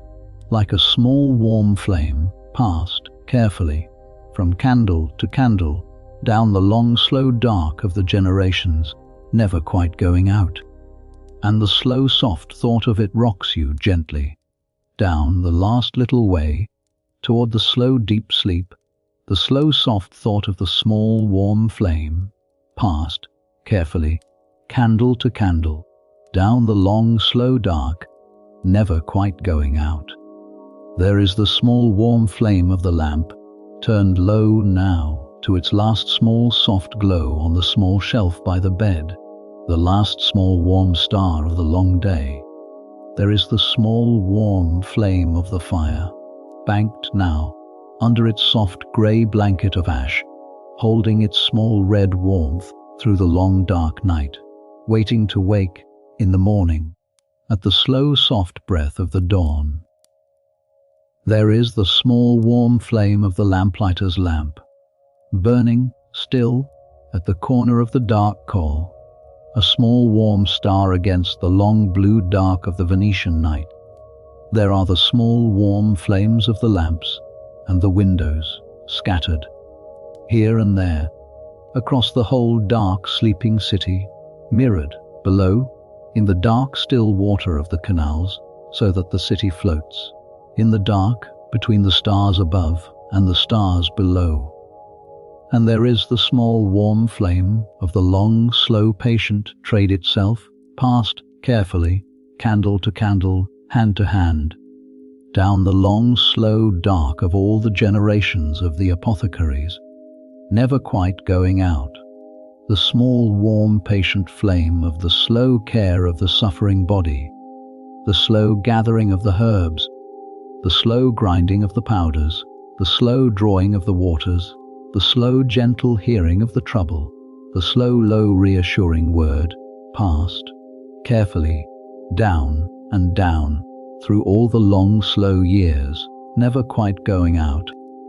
Now let the small, warm flame burn low, and let the slow, soft dark come up gently all around it, and let yourself drift the last little way down into the slow, deep sleep. There is nothing more now to be done.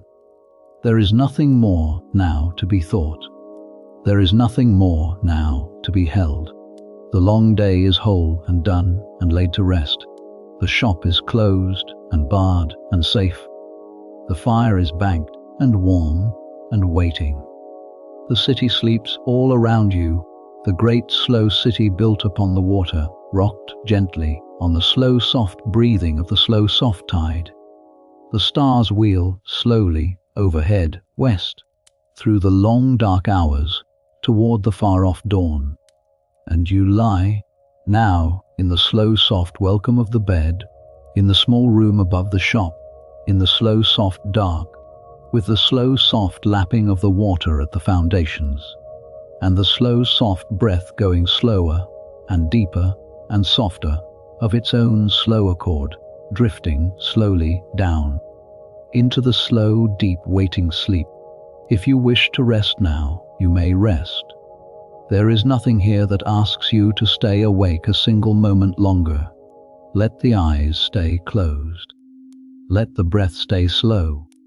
Let the body stay heavy and warm and held in the slow, soft welcome of the bed. Let the slow, soft lapping of the water rock you gently, gently down. And let the long, quiet day of the apothecary, the cool, dark dawn, and the long wall of jars and the boats from the east, and the slow, patient Mortar, and the great, slow Theriac,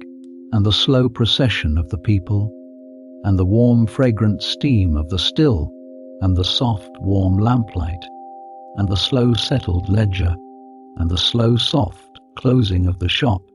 Let all of it drift slowly behind your closed eyes, dimmer and dimmer and slower, fading gently into the slow, soft dark until there is nothing left at last but the slow, soft dark itself, and the slow, soft lapping of the water, and the slow, soft breath going out and coming in slower and softer and deeper, rocking you gently, gently down into the slow, deep sleep. The shop will be there when you wake. The jars will be there when you wake. The fire will wake at the breath of the dawn. The boats will come again with the goods of the world. The people will come again with their small, slow needs. The bells will ring again over the waking city. It will all be there in the morning, the whole slow turning of it, exactly as it has always been. But none of it needs you now, through the long dark hours of the night. Now there is only the rest. Now there is only the slow soft dark, and the slow soft water, and the slow soft breath, and the slow deep sleep. Sleep well. The apothecary will be back soon, with another quiet day from another quiet century. The fire is banked low. The great shutter is barred. The small lamp by the bed is gently turned down until its last small warm flame is no more than a soft glow in the dark, and then is gone. And the slow soft lapping of the water against the green stone of the foundations goes on, very gently, very softly, very far below, rocking the great slow sleeping city built upon the water, gently, gently, on the slow soft breathing of the slow soft tide, all through the long slow patient dark of the long slow patient Venetian night. Good night.